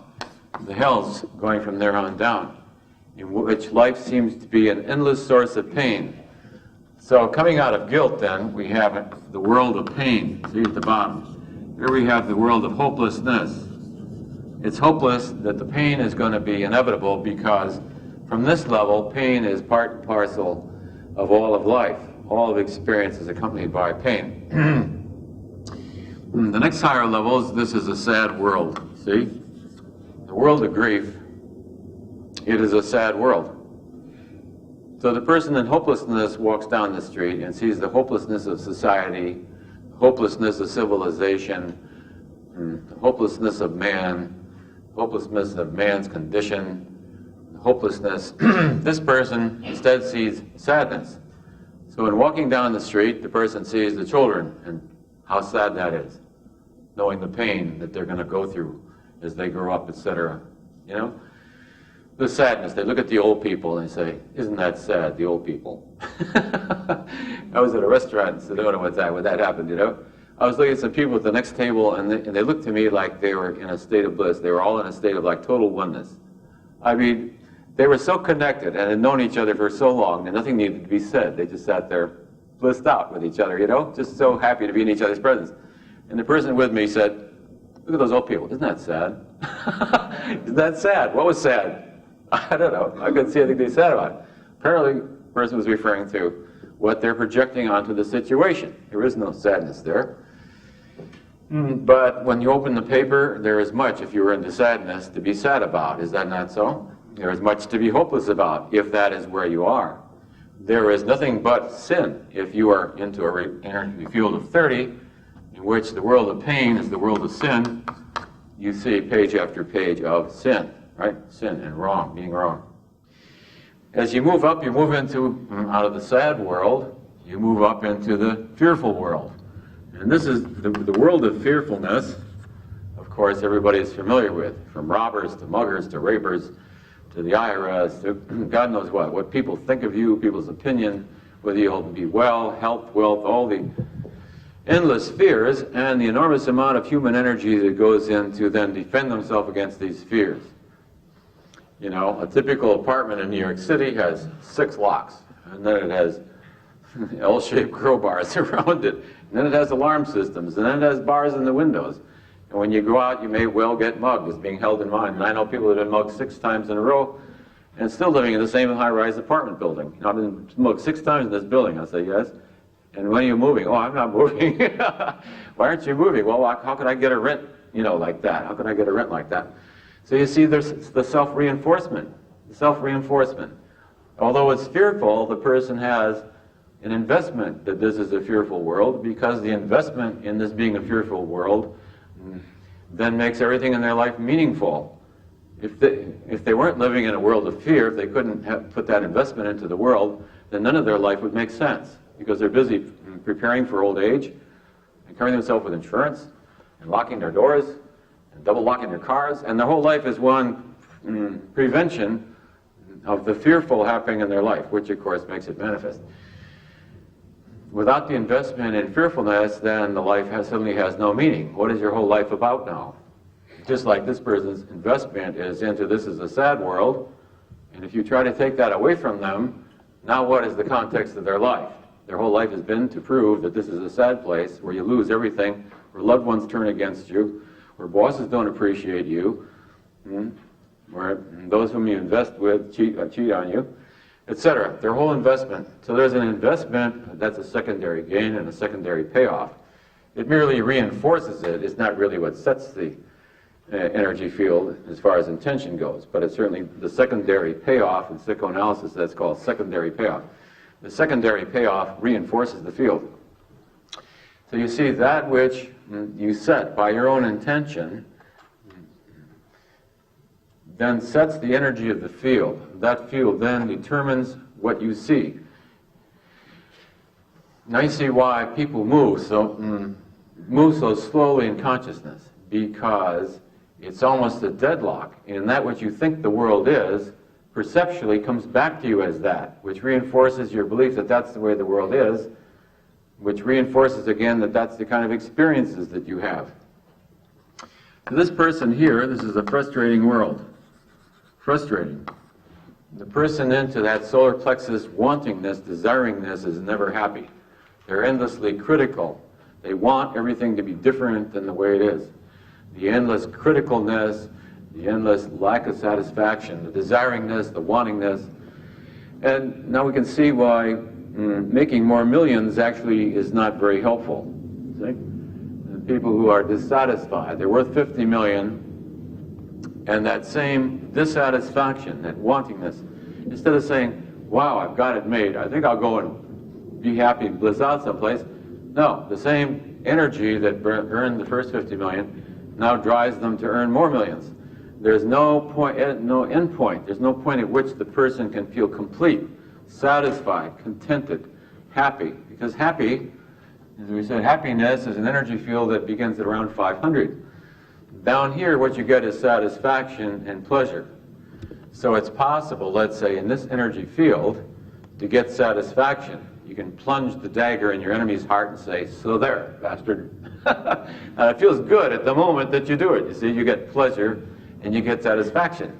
But that will not hold you up tomorrow morning, you see. So the person has to then go back in memory to the satisfaction, and the person is then dependent on the memory of these past experiences, because the present reality is not the source of their happiness. The awareness and consciousness of the truth of who they are and the present reality is not the source of it. The person in frustration then, you see, desiringness, as we said, is seeking more and more, but because they're on this energy level, we said that all that the world offers is about 200, all the money. So 50 million will bring you a solar plexus satisfaction and enjoyment, which we calibrate. The energy field of that is about 200.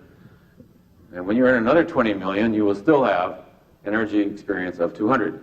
So more and more sex, going to bed with more and more people, more and more status symbols, more and more money, leads people, if you like that, eventually into suicide, and they become strange when they get old, and they end up in the tabloids with long fingernails and weirdness.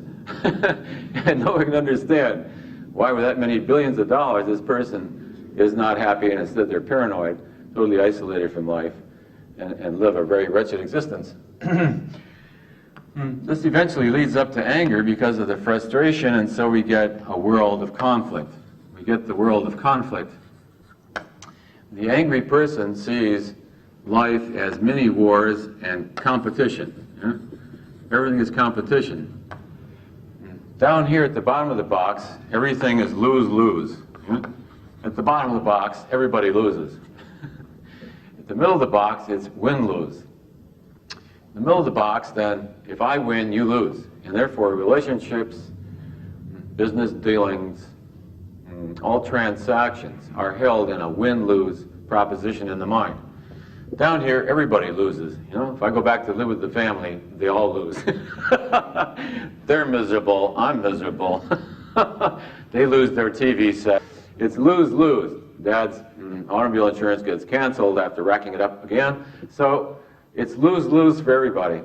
This is win-lose. So in the angry person then sees everything as conflict, competition, and they have to guard against that. So there's the chip on the shoulder as one moves into pride and ownership. With pride goes, of course, ownership. And this is the world of status. The world of status symbols. See, this is all the same person walking down the street. You see how differently, a different person walking down the same street. This one is seeing nothing but that which he hopes God will punish for its sinfulness. This one is seeing the hopelessness. Hopeless. Look at those newspapers on the street. Look at the dirt. Look at the poverty. Look at the... They're seeing hopelessness, right? This person is seeing the sadness of everything. This person is scared as hell walking down the street. There's a mugger or a raper or somebody out to get him every second. And of course they spot him too. There's an old friend of mine, used to be a mugger before he started teaching the Course in Miracles. He's now dead, God bless him, Paul Steinberg, who was the national coordinator of the Course in Miracles. And he and Betty Martin used to talk a lot. And he used to say, as a mugger, they just knew who was muggable. They just stood in the doorway, he said, and the one that would walk by furtively like that, they would instantly head for them. They were very easy to knock over. So the fearful, pull it. So pull that which they fear to them. So the world of status, then, the person is walking down the street, and they see your Gucci shoes, they get your Neiman Marcus handbag, they get your Saks Fifth Avenue sweater, they get your so-and-so hairdo, they get your so-and-so glasses, they get your, everything is status. They watch you get in your so-and-so car, hopefully not dented, hopefully this year's model. Not only that, but a Cadillac is not good enough. It's which one of the Cadillacs, you know what I mean? I find out that there are various gradations within Cadillac, right? You find out about these things if you look into them, that all these things have gradations of status within them. I always thought a Cadillac was something fantastic, but I found it's which Cadillac now? That attractiveness, that seductiveness of things which we project onto it, which doesn't exist within the thing itself, which Madison Avenue capitalizes on. You see, when you smoke a cigarette, that doesn't mean you're going to be riding across a horse with a 10-gallon hat and looking like Mr. Seductress, Mr. Movie Star. It just means you're going to be smoking a cigarette. That's all it means. You wear a certain perfume, you're going to smell good. It doesn't mean that all the men are going to fall down like dominoes, does it? So this whole energy, this whole miasma, this charisma that is spun around purposely. So the world of status then is very much that world of all what we have projected onto things, symbols, because these things are all only symbols of taking care of that lack of inner self-esteem, which if we had all these things would be enjoyable only for what they are, but not for what our fantasy adds onto them. In the world, what does the world become like at the level of courage then? What does the person who is holding that energy field, coming from that space, how do they experience the same street? What is the world like? It's a fascinating challenge. It's exciting, is it not? This is a world of exciting opportunity, growth, challenge. People in that space will say, well, I only got one life, and I want to experience everything there is to experience. I want to learn what there is to learn here. I want to learn from my mistakes. I want to learn from my mistakes. I want to face them, handle them, cope with them. Whatever it takes to handle this, whatever it takes to overcome this, I want to do that. So life is seen as the world is an exciting challenge, and the experience of life then is exhilarating. So a person in that energy level, is excited to get up in the morning and see what is the challenge of this day, and the empowerment that comes out of that. And what happens as you move up into neutral is the world of okayness. Huh? This is the world of okayness. This is not a challenge anymore. It's okay how it is. It's okay if I get into college. It's okay if I don't. There isn't any resistance now to how the world is. The world is seen as okay. One is into neutral about it. Sort of a detachedness, or it could be a non-attachedness to how the world is all right. So there's a letting go of resistance. The benefit is the release of a lot of energy that was being held in resistance down here. A lot of that resistance is let go of. It's okay the way it is. So the downside of this energy field here is flat. The upside is okay. The downside is flat. So people say, would you like to come to the party? Well, yeah. It's okay if you go to the party. It's okay not. So very often you come across as flat. So there are people who do a certain consciousness technique that they are not even aware of, but it dumps them into neutral. And a lot of them are described by other members of the community as flat. They'll say, you know, those people are flat. Please don't invite them. Please don't invite them because they are so flat. The restaurants don't even like to see them come in because they are so flat. See? It's okay if they leave a tip and it's okay if they don't, so they don't. So the waitresses don't like them. So the downside is egocentric flatness. The upside is an okayness and a willingness to go along with. So its upside is that willingness to go along with life without resenting it, without resisting it, without getting depressed about it, without being angry, without being moralistic, without getting into right and wrong about it. So it is a move up towards acceptance. And of course then we get, as we move into acceptance, we move into a world of harmony, a world of easygoingness, and we move into an energy field of cooperation. Okay? Competitiveness comes in about 180. And cooperation comes in about 400. So as we move into acceptance, we move into a world of togetherness, of not togetherness, as Hollywood looks at it, but a togetherness in which things are included in. Things are included in. Cooperation then means the respecting of the rights of others and the moving together. So a person in this energy level who has a used car lot, if he hears that another used car lot is opening down the block, he goes into competition with that guy and feels that he's going to lose. See, he lives in a world of win-lose. Consequently, he only can see that he's going to lose by the other used car lot opening up on the same block. This person up here in cooperation, when he hears another used car lot is opening up on his block, says, fantastic, that will pull more used car buyers from all over the city, will become, you know, the center for used cars, and maybe the two of us can get together and, you know, advertise together. And so he sees, working with that guy, that you pull in more, so that 2 used car lots will now pull 3 times as much customers, you see, instead of twice as many. So he wants to join his energies with someone else so that everyone benefits, because he's into win-win. So this energy level then is called win-win. I sell more used cars, and so do you. The more you advertise, the better for me. Yeah? The more one art gallery advertises, the better for all the art galleries. So what's better for an art gallery than to have 4 or 5 in the same building? Because it pulls all the art buyers from surrounding communities into the same building. Then we move up to the God of, we move up to the world of, we move up to the world of love. What's happened over here, you see, the process of one is one of revelation and the release of certain endorphins. So now the person begins to see and experience phenomena that people down here are not seeing. They're not seeing or experiencing the lovingness which is also there. This person may see the envy there, but they don't see that there is also love there. That although there is envy, there is also love. The cancellation, the not seeing, the unable to see the loveness that goes on between all human beings. This lovingness is going on all the time between everyone, in every circumstance.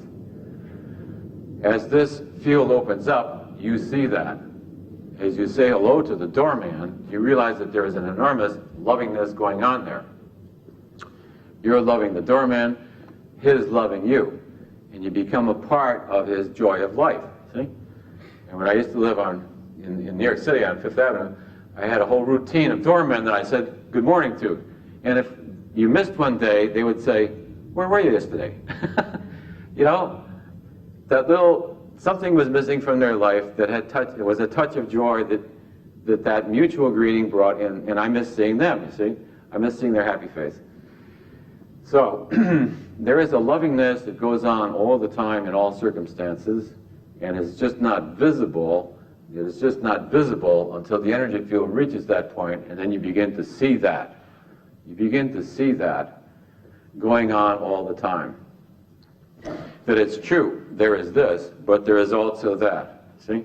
Down here it's either or, and this begins to include in, so that you see the lovingness that is going on all the time.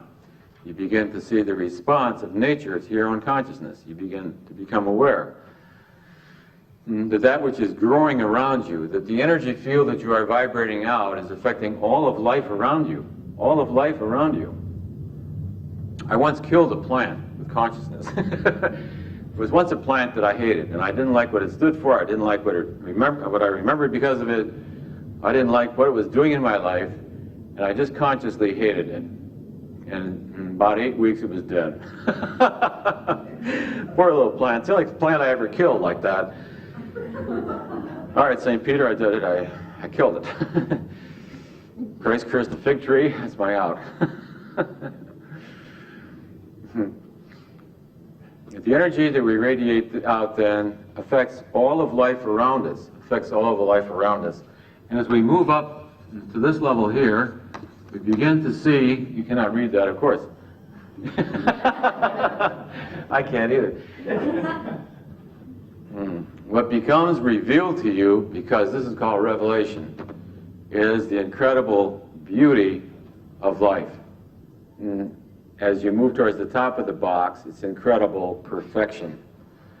Not aesthetic beauty. Aesthetic beauty is something else. Aesthetic beauty is a prettiness, etc. It is a perception. We're now moving out of the world of perception into the world of knowingness, the inner experience of the incredible essence of all things as they express themselves through their perfection.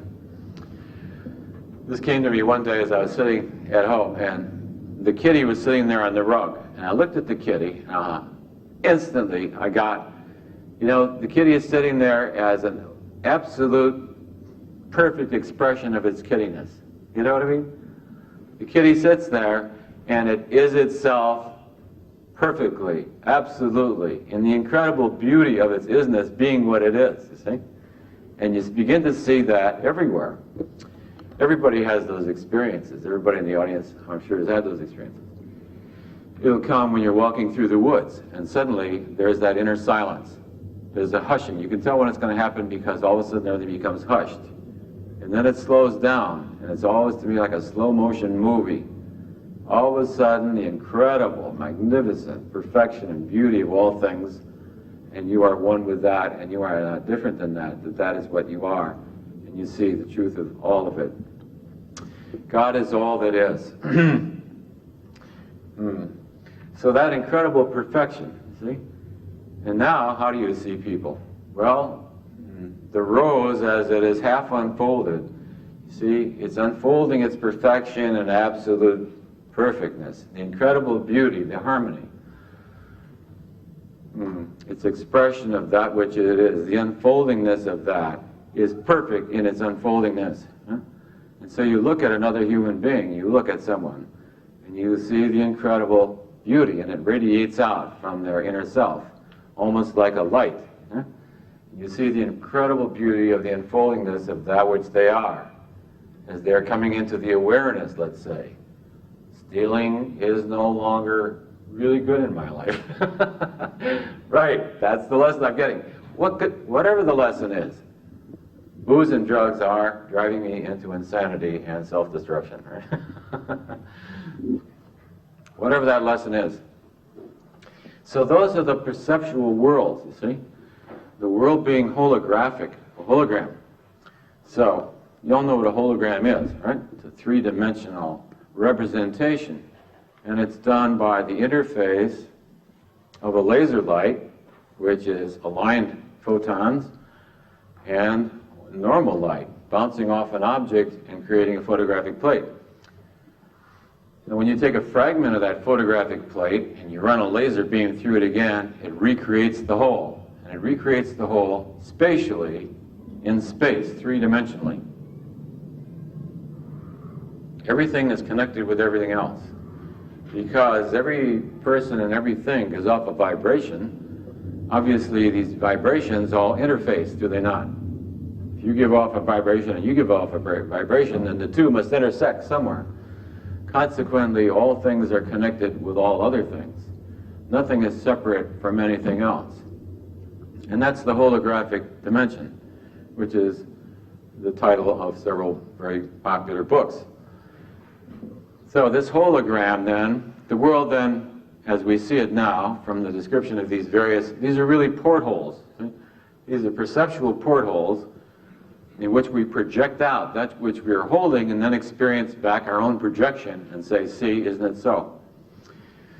So the world then, the street that we were talking about before, is like a hologram. And starting at the bottom, so as you walk around this hologram, it goes from all the same hologram. All depends on where you're looking at it from, you see? It's the same world. But looked at from here, it's pain and suffering. Oh, look at the pain and suffering, isn't that terrible? And the person literally re-experiences this pain and suffering. They literally see it on the face. They hear it in the voice, in the sound, in the vibration. The person in this energy field then gets back that energy field, and they experience that as what is so. Just as the person up here is entranced. You know, they look at the old people, and it almost makes you weep. You look at them and you see the incredible state of peace and joy that they are into, and inner peace and joy in the divine presence of each other. So that's the world of perception, that's the hologram of the world.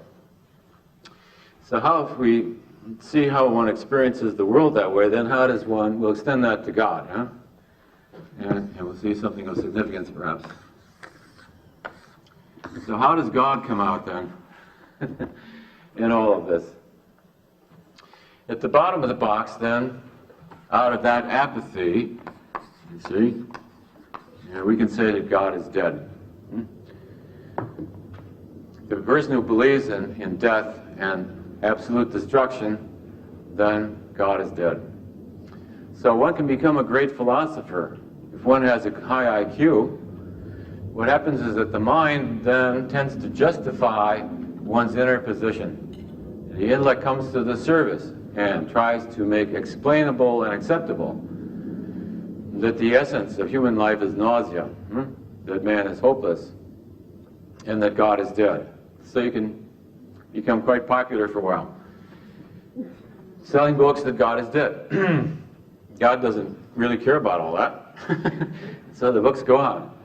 So all you're really telling, what are you telling the world then when you write a book about God is dead? What you're telling the world is your own inner spiritual position is one of hopelessness and apathy. And therefore, to that person, there is no experience of God, and to them, God is dead.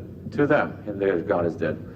The mind being so powerful, if it holds that God is dead, then I can assure you God will be dead to that person.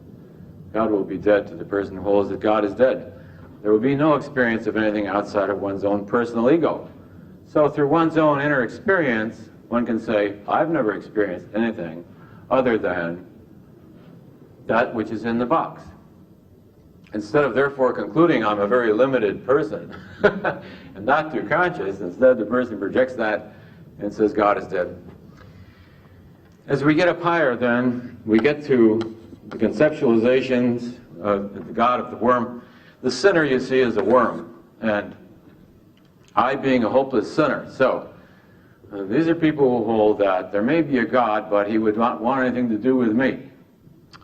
Many of those people indulge in all kinds of self-flagellative activities, you see. The pursuit of suffering then as an assuagement for guilt and the hope that one will reach God Indulging in an energy field of 30 ad infinitum will not get you to the experience of that which is at 600. Therefore, the futility of wallowing in guilt, see, and penance, and sinfulness and guiltness, because it takes you exactly to the opposite end of the box. God is not experienced in an energy field of 30. As you move up into grief, the God who doesn't want anything to do with you, those are the people who are abandoned by God. Abandoned by God. I called out to God and there was no answer. Abandoned and separated. Abandoned and separated. As we move up to fear, then you move into levels where God is the great punisher. God is what you are terrified of. The God who is the avenger. The avenger, the punisher, he really becomes the persecutor. He really becomes that which is demonic. The angry person, the fearful person, the person who is full of sinfulness, then, can only conceive of a God who is the same thing. These are the demonic gods, and in this way of holding God, he is capricious, willful, he's fitful, and then God took pity on the people of something or other and decided not to demolish their city. This God is also jealous. So he's paranoid. He's jealous and he's paranoid. He's capricious, he's fitful, and he is the ultimate in destruction. He is not only out to destroy man and his civilization, he's out to destroy your soul. So for one sinful thought, he will throw you into hell forever. This doesn't leave much room for the devil. What would the devil do with this kind of a God around? His job has been taken away totally. What would you fear next to a God like that? You know, the worst has already happened, is it not?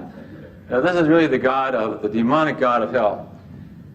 It's important because the next energy level is one of pride, and this demonic conceptualization of God is what often leads to the next level.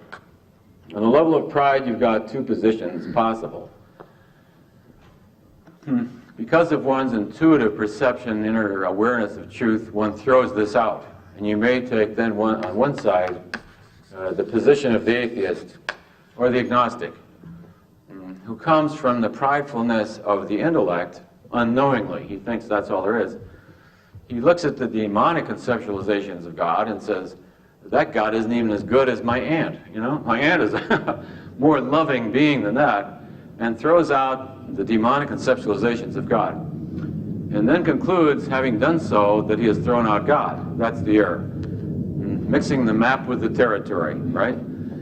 He confuses the map with the territory. Having found an error in the map, he throws that out, thinking he's now gotten rid of destroyed the territory. Throwing out the baby with the bathwater.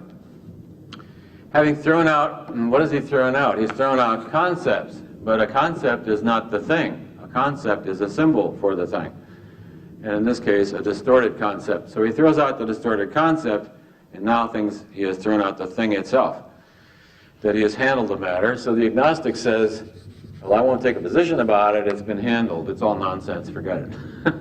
No proof one way or the other is possible, thinking that the intellect is the sum total of human experience. The intellect alone and unaided cannot prove the existence of God or disprove it.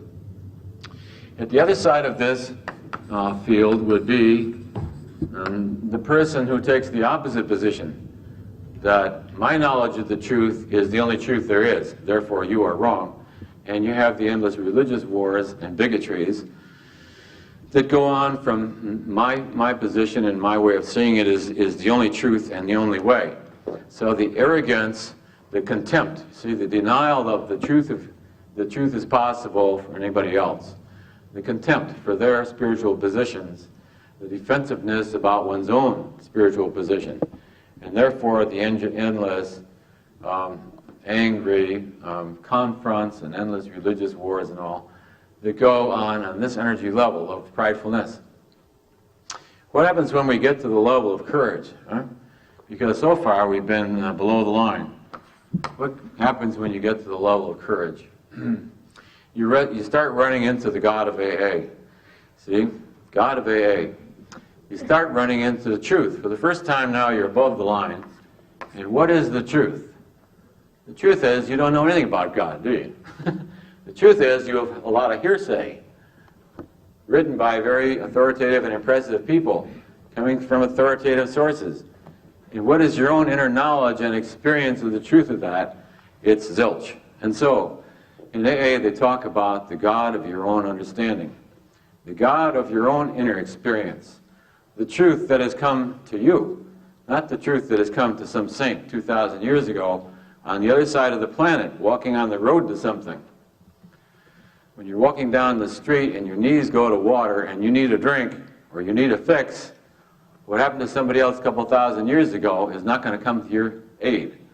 What you realize, the experience of that which is present within you now, is what you need right this second. When the desire to drink or take a drug hits you, you've got to have something that is right here, right now, and right rock-like connected within you, that services you, that's experienced within you, that's real, that is for you what is real. And so you have the God of immanence, in theological terms. The God of transcendence is out there. The God of transcendence is not of much use. The God of transcendence is what everybody tried in religion. And people in AA, including the priesthood that's there, will say, the God of religion I tried. I tried that. The God who was out there was of no use. I had to come into AA to find the inner experience of the reality of the truth of the God that is within me. The God that, in theological terms, is the God that was immanent. That which is within myself. So that's the God of AA. God as you understand Him. And it's understood in AA that as you grow, as you transcend in the box, your experience of God will then parallel that inner growth, and your experiences will be commensurate with that. You then move up, as we say, to a God of mercy. This is the God of unforgivingness. This is the God of forgiveness. This is the God of love and mercy. AA says it acknowledges only one authority, and that is a loving God. And they mean by that a loving God expressed through your own individual experience and through the group consciousness, through the conscience of the group. And so people learn to rely on sponsorship because they ask that through that, the will of God be known in their own personal life. And they begin to experience that energy field which is coming through the group is that expression of God as it comes into their life in the group experience. The God of love, the God of mercy, we come up and we start moving up into the God of oneness. God of oneness. We start moving that God of perfection. And finally, as we get near the box, the top of the box, we move into the experience of the presence itself. The experience of the presence itself, which is often called illumination. Those states described by the saints, usually associated with sainthood. The total overwhelming experience of the divine presence, ineffable, overwhelming, transforming. Even a few moments of that experience transforms one's life. It was the experience of Bill Wilson, of course, when Bill surrendered. In that moment, he asked, is there a God? And if there is, I asked to experience Him. And in one instant, the room lit up, and he felt the infinite presence. And out of that moment, out of that second, all of AA was born. All of the transformation that has occurred in social consciousness, the whole self-help group movement in all of America, of which AA was the beginning. They now run into the hundreds. There is no human ailment or dilemma that there now is not some place that you can go and experience human understanding and help from that absolute authority that comes from only having lived that yourself. The power of that. See, having lived it yourself gives you the power of healing that which you have healed within yourself. That whole awareness of that came out of that 1 second. What a powerful moment that was. That moment transformed all of therapy in the United States, transformed the whole mental health movement, took us out of hopelessness. In this case, in the beginning, it was just alcohol. The condition of alcoholism was a hopeless condition. Hopeless. There was no cure for it, there was no help for it. Interestingly, out of Carl Jung, it was Carl Jung's integrity and honesty that accounted for the birth of AA. Because when Roland saw Carl Jung and thought he was cured, and then he went back to the United States, and he fell back into this state. He went back to Carl Jung, and Carl said, "Alas, but my science, my art cannot help you. But there have been times in the history of mankind where people with this affliction have thrown themselves into a spiritual group. And there have been reported throughout man's history isolated cases in which out of this experience a recovery has been possible. But I myself offer you no hope." And so Roland went back to the United States in a state of hopelessness, total hopelessness. But he followed Carl's advice and he went to the Oxford groups. The Oxford groups being based on basically the 12 steps, a shortened version of the 12 steps. It was out of that hopelessness then that Roland surrendered, and out of his surrender he achieved sobriety and then passed it on through Bill. So you see the great power then of surrender, the space that it allows for grace, the great power of grace. In just the moment that Bill experienced that experience, all of what came forth, it's as though he, in opening himself to that power of God within him, it's like he opened a window for the God energy to flow into the planet. And from that experience then, all of AA and all of it was born, the great, enormous, transforming power of such moments. And as a child, I experienced some of these states, and in teenage, when I had a paper route one time, it was in northern Wisconsin, it was 20 below zero, a terrible blizzard, and to get out of the cold wind, I made a hole in a snowbank, you know. And as I sat in the snowbank to get out of the blizzard, an incredible state came on of infinite peace, incredible, indescribable, as though one was touched by God himself. And all that I was replaced with light in this incredible, infinite state. And that which was the personal, David no longer was experienced. And so those states come into everyone's life, briefly or, in this case, unsought. But there was no context in which to hold it. There was no context in which this 14-year-old could hold that experience meaningfully. And when it returned in January 1965, again, there was no pre-existing context in which to hold the experience of the presence of the infinite omniscience and omnipresence. And that lasted for about a year, that period. And then in January 1981, again, that state came on, running up in the numbers in the 600s, etc. And so, having personally gone up and down the whole scale of those experiences, and then coming out of that with the desire to create the context, to create a way in which to hold all that, so that all can be purified within the way that you're holding it, so that it becomes a permanent experience. So that those people who've had those experiences come out of it with that dedication. With kinesiology, we'll just test the truth of some of these experiences, especially the essential point that I'm trying to make, and that is what one is addicted to. See, once you realize what you are addicted to, what it is that you seek. By addicted to, I mean that desire to return to that experience, the overwhelming desire to return to that experience. Once you've experienced the presence, there is nothing that this world has to offer. It all dissolves into a space through it that you move through to return to that experience. All of life then becomes transformed. It's all held within a different context. And so I thought we'd do some kinesiology. How many here have never experienced kinesiology? Huh? Oh. Maybe a third of the class. All right. Kinesiology is very simple in that what you're testing is energy and energy field as it expresses itself in muscular power. See?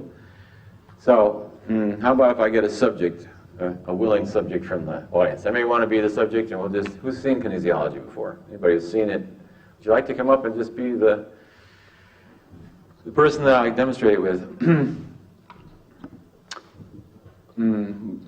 What kinesiology is testing is the integrity of an energy field as it expresses itself in the harmony and balance of the acupuncture system. The acupuncture system running down 12 meridians, as everybody and people in California generally sophisticated about such matters. Running down the 12 meridians, right? The minute you go above the line, when you go above the line, you instantly go strong. When you go below the line, you instantly go weak. So it's a very neat way to test the truth of anything by asking for the integrity of the energy field. What you're testing is the integrity of an energy field. But what we'll do today is demonstrate the truth of some of the things we've been saying with kinesiology. So what we do is we ask the subject, and we're going to do this as a class. We'll become ones and twos. One becomes the tester, one the testee. It's important to experience the truth of this, because otherwise you'll just hold it in intellect. Once you experience the truth of what we're saying, it really changes your life. So what you do is you raise your left arm, the person is being tested, and you have them look at the wall, see? Look straight ahead at the wall, and don't smile at the person, because if you smile at them, you're radiating out an energy field up in here, and you're affecting the response. So you try to be detached, clinically detached, and have them look at the wall, and then when I press down, you resist. Okay, thank you. Now, you can let her down. When you test with two fingers, and what you're testing is for a general feeling of the person's muscular strength. You're not trying to break their arm and see, you know. You're just trying to get a feeling for their power, for their energy. You press down with two fingers, huh? 2 fingers. When you do that, I'm going to ask him to hold something in mind. Huh? Okay, I want you to hold in mind somebody you don't like, or somebody you've experienced unpleasantly, or something in your life that's not so great. Got it? Okay. Now that is something that is below the line. Somebody he fears, somebody he hates, an experience that is unpleasant, a regret, a grief. Okay, now I'd like you to hold in mind someone you love. It could be your kitty, it could be dog, it could be Jesus, it could be mom, anything. Got it? Thank you. See, you can sit down, thanks much. That which is above the line, the truth, and love being that, not different than that which is the truth, empowers. That which is a lie weakens. See? And the integrity of the energy field can be tested out instantly. It has widespread applications once it begins to dawn on you that you can get the truth of things that are beyond your personal opinion. Before you read a book, before you wander into the metaphysical bookshop and decide that Swami so-and-so is going to be your savior, it's very neat to test out what his integrity field is and what his intention is and the space that he's coming from. So you'll find that it has very important clinical applications, and we'll experience some of them today. So let's divide up into ones and twos, and we're going to test out 3 or 4 propositions. And then at the end you can ask a secret question and get an answer to that which you've always wanted to know the truth of. And get a reasonable assurance that you're getting the truth. So why don't we just divide up into ones and twos and all of us stand up. Number 1 is going to be the tester, number 2 is going to be the testee, then we'll switch. Number 2 will become the testor, and number 1 the testee. So here's what I'd like you to do is to not say anything. This can all be done in silence. If you just listen to me, it'll go very fast, and it'll be quite a rewarding experience. Just decide who's number 1. Number 1, put up your hand so we know who's your number 1. Okay, you are the doctor. And number 2 is the testee. So the first thing I'd like you to do is just to ask them to hold out their arm and test their arm just like I did with him, with 2 fingers. And don't forget, you're not trying to break their arm, you're just trying to get a feel for their power and their strength. try to be detached and impersonal, as though it was a clinical research. So you look at the wall and just ask them to resist. When they're ready, have them resist. So you get a feeling for their power and their energy, okay? Got it? Okay, now we're ready then. The first thing I'd like you to do, those who are being tested, is hold in mind or picture or remember something or someone that's unpleasant in some regard. Some loss that you've experienced, an accident, something coming up in the future that you wish you didn't have to face, a ticket you got for something. If all fails, picture yourself tied to a railroad track and the train is bearing down and getting closer. Someone you don't like from the past, someone you don't like in your present life, somebody you fear,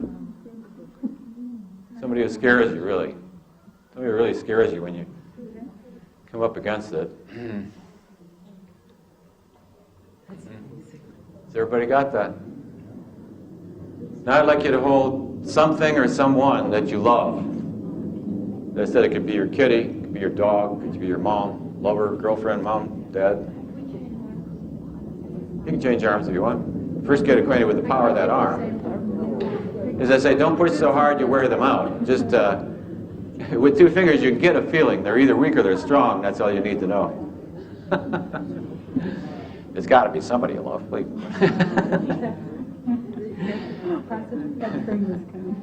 Some value that you cherish. Some space that is very sacred to you. Anything that is loving. Okay? Okay. That's an amazing experience, is it not?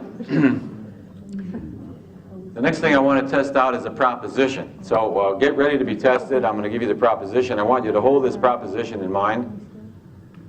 And then when you've got the proposition in mind, nod your head so that the person can press down and test you.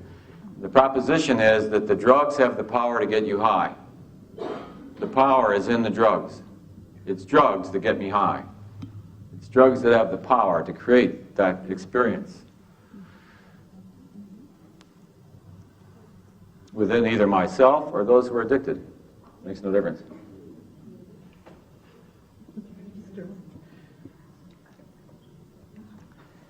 Now we'll test an alternate proposition, so you can get ready to be tested and hold this concept in mind. The truth is that the drugs remove the obstruction to the experience of that which I am and allow me to experience the bliss of that which is my own higher self.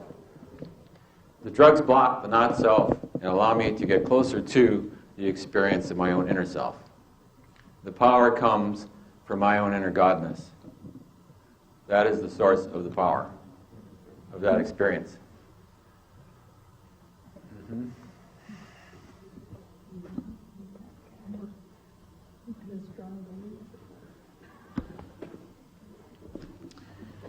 Now the next thing is you can ask a secret question. Anything you've always really wanted to know the answer to.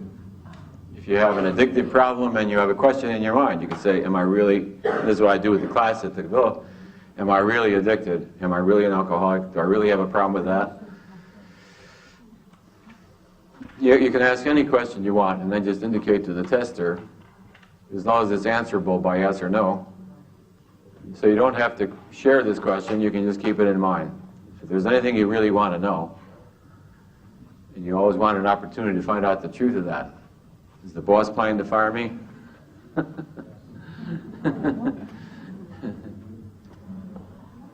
Should I really see a doctor about that, whatchamacallit? You know, whatever you really want to know, ask about.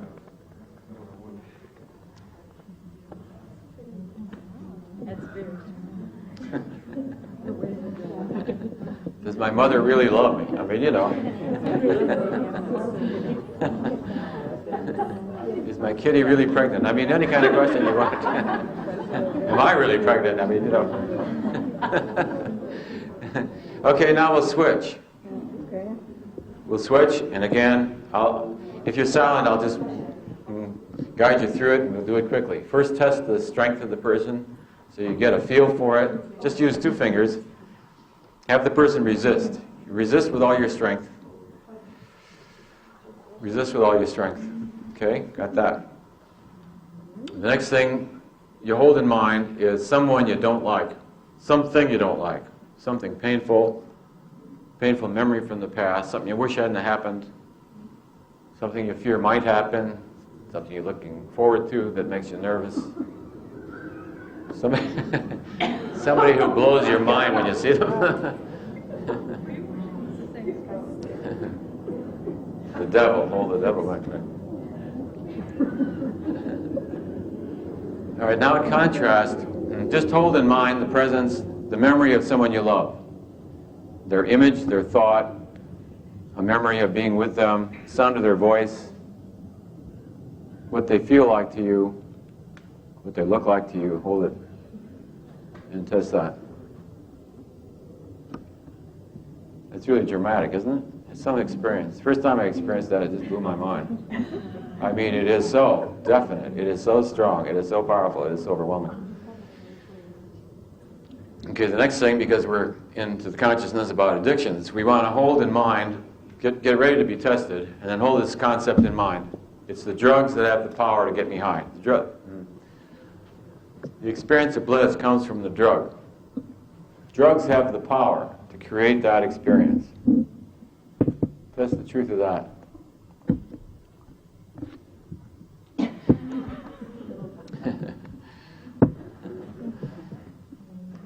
Okay, now we'll hold the contrasting proposition in mind. Get ready to be tested on this one. That the drugs block off the experience of my lower self and allow me to experience the energy field, or get close to the energy field, of that which is my higher self. The experience in consciousness that comes about from the use of drugs, from intoxication, is literally the experience of my own inner presence.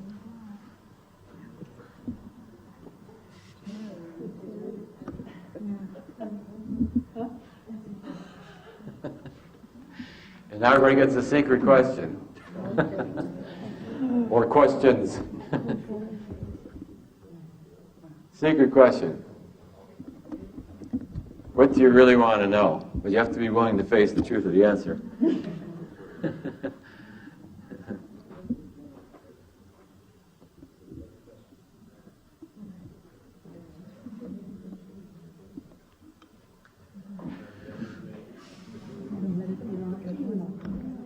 The answer you get now, of course, is the way it is now. It's not set in cement. So if you get an answer that you don't like, realize it's not set in cement. That you have the power to transform that entire relationship or situation and transform it within your life so that you can get a retest sometime later, holding it from a different space and get a different answer.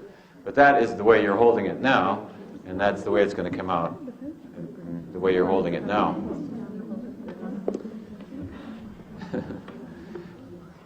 So that's sort of a fun experience, isn't it? A way of ascertaining the integrity of an energy field. What you're testing is the energy field. So if you hold something or someone in mind, you're asking, what is the integrity of this person's intention or energy field in my life? Generally, the experience that I get when I work with families is the same as we do with the addicts. With the people who have become addicted, we've been doing it for a couple of years at the Villa, and the answers have always been the same. When we ask, does the drug have the power to create the experience within yourself, they all go weak. And when we say, is the truth that the drug blocks that which you are not, so you can experience, or at least get into the ballpark of the experience of the truth of your inner godness, they all go strong. So at least within the addict population, which is the one I've had the experience with, it's been verifiable right across the board. It is obvious, as you listen to what we were saying today, that no chemical has the power to create a 600 experience. What are the energy fields of some of the things in our daily life and our daily experience? And what can we learn from that, and how can we use that in a way that's beneficial? How can we end up holding this information in such a way that healing comes out of it, that being the purpose of the communication? We notice that the science and medicine, that which pertains to the mind, to the intellect, to to the mind with a small m, that which pertains to the intellect, and calibrates at an energy field of about 425. You see, that's the difficulty of the atheist or the agnostic. Coming from an energy field of the intellect, which is 425, how can you have any experience of that which is outside the domain of the intellect and calibrates at 600 and up? That which is 425 cannot experience that which is 600 and up. At 450, we run into that which we call harmony, that which is cooperative. So competition is 180. We say competition is 180, and cooperation is about 450. Actually, cooperation runs about 480. Harmony, so the person, as they move through education, you might say, moves up through into that which is harmonious and that which is cooperative. And at 475 we see is the calibration of hope. So in AA they talk about we share our experience, our strength, and our hope. What are the energy fields that are being, shared? Our experience of having gone through this whole experience, the hope, the inspiration that comes out of that, our experience, our strength, and our hope, and strength being over here. As you move up into these heart levels then, at about 530 we have simplicity, in which the complexities of life are now experienced because of one's inner values, and they're held in a different way. They're held in a different way. And at 540 you have gratitude. So the 12-step groups talk a great deal about gratitude. Gratitude to the program, gratitude to Bill, gratitude gratitude for their sobriety, gratitude to the grace of God. Therefore, the gratitude itself, because this is the same energy level as healing. Healing and AA and gratitude all come out about the same.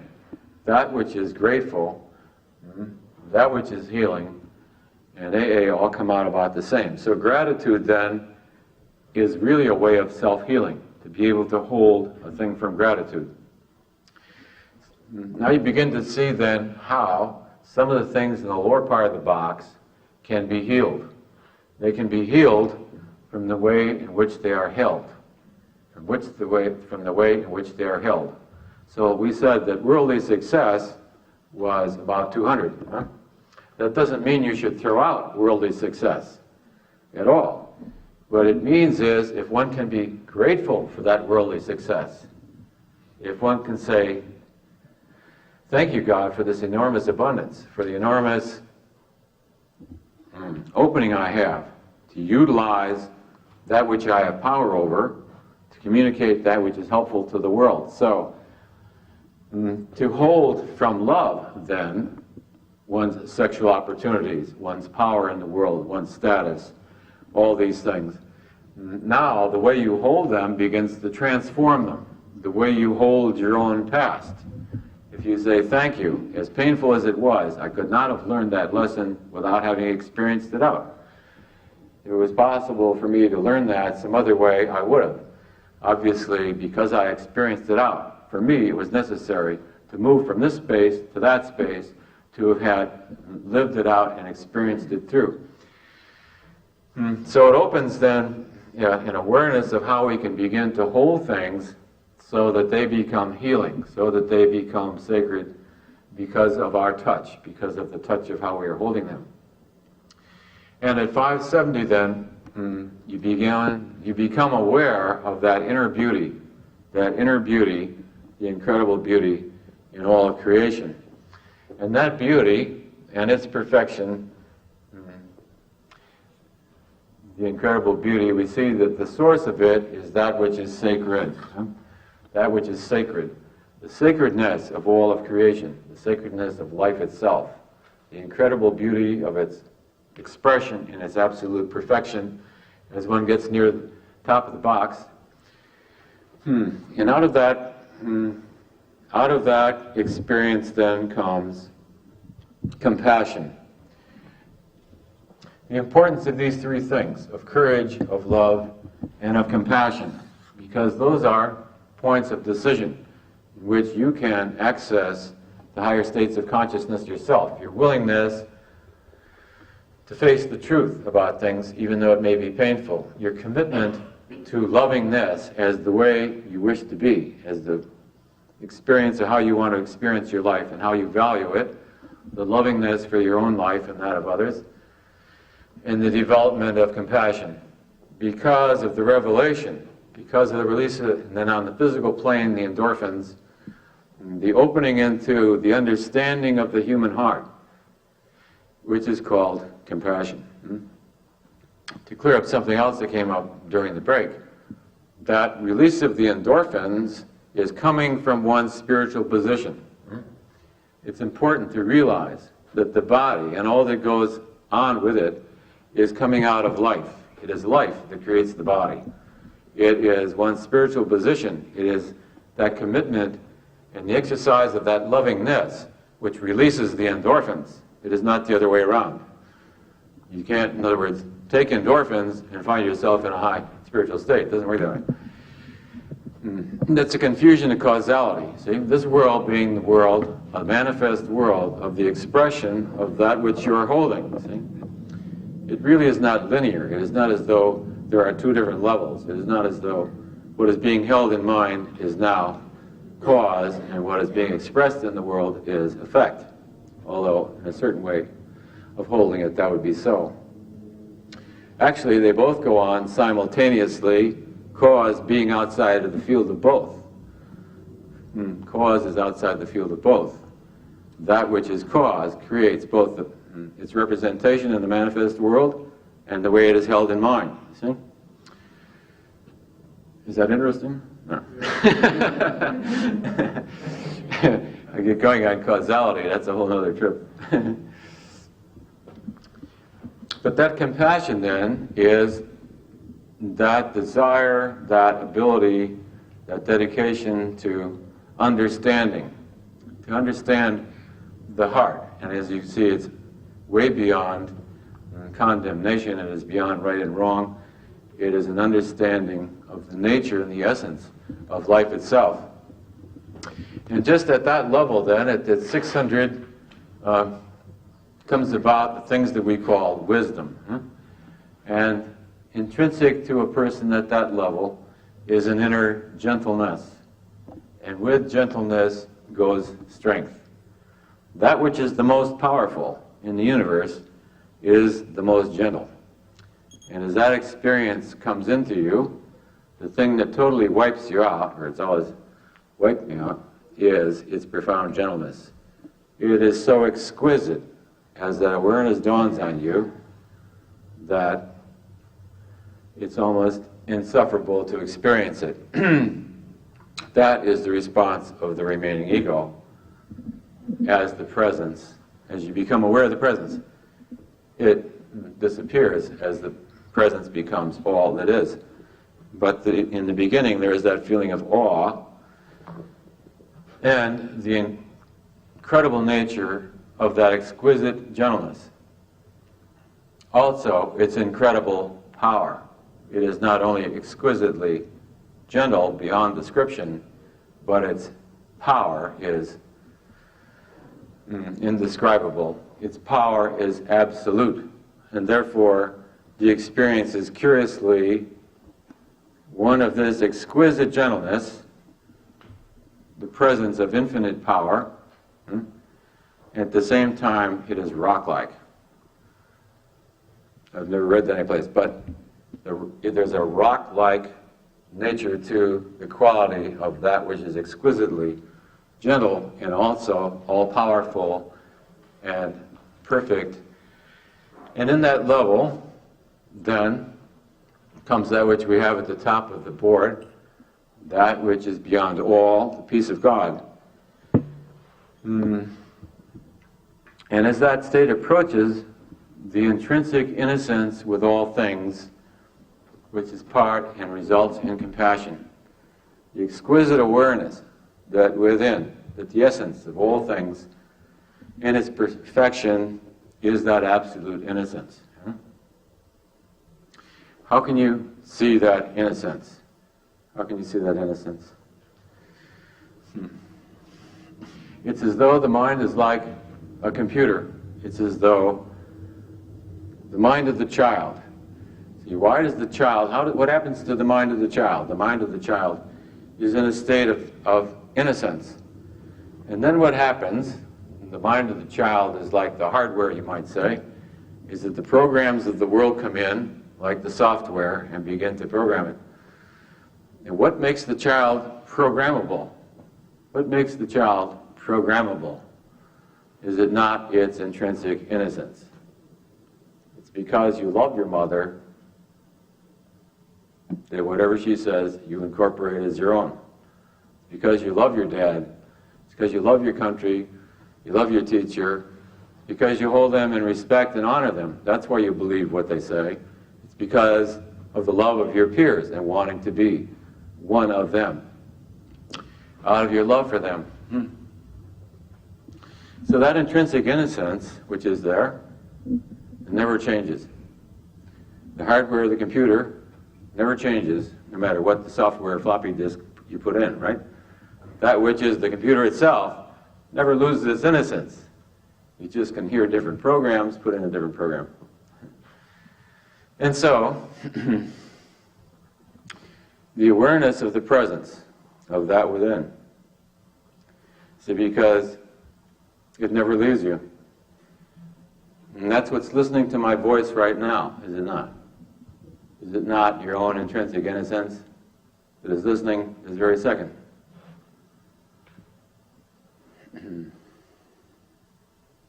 Understanding, listening, believing, incorporating in faith and trust that that which is being spoken is the truth.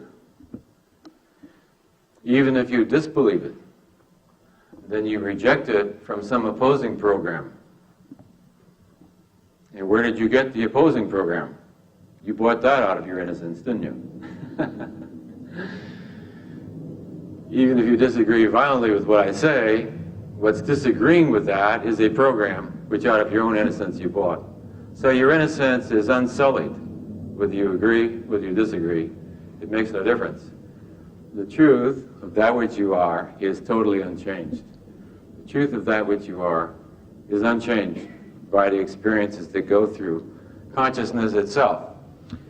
Therefore, the realization that that is its nature, that that is the nature of what you are, of what we all are. The nature of what we all are is totally unchanged. We are exactly that which we have always been and always will be. That innocence is unassailable, need not be defended. It is what it is. The undoing of all that it is not allows one to experience the truth of that which it is. And that is the purpose of all spiritual work, is the removal of that which we are not. So it is the removal of the clouds from the sky so that we can experience the sun which is always shining.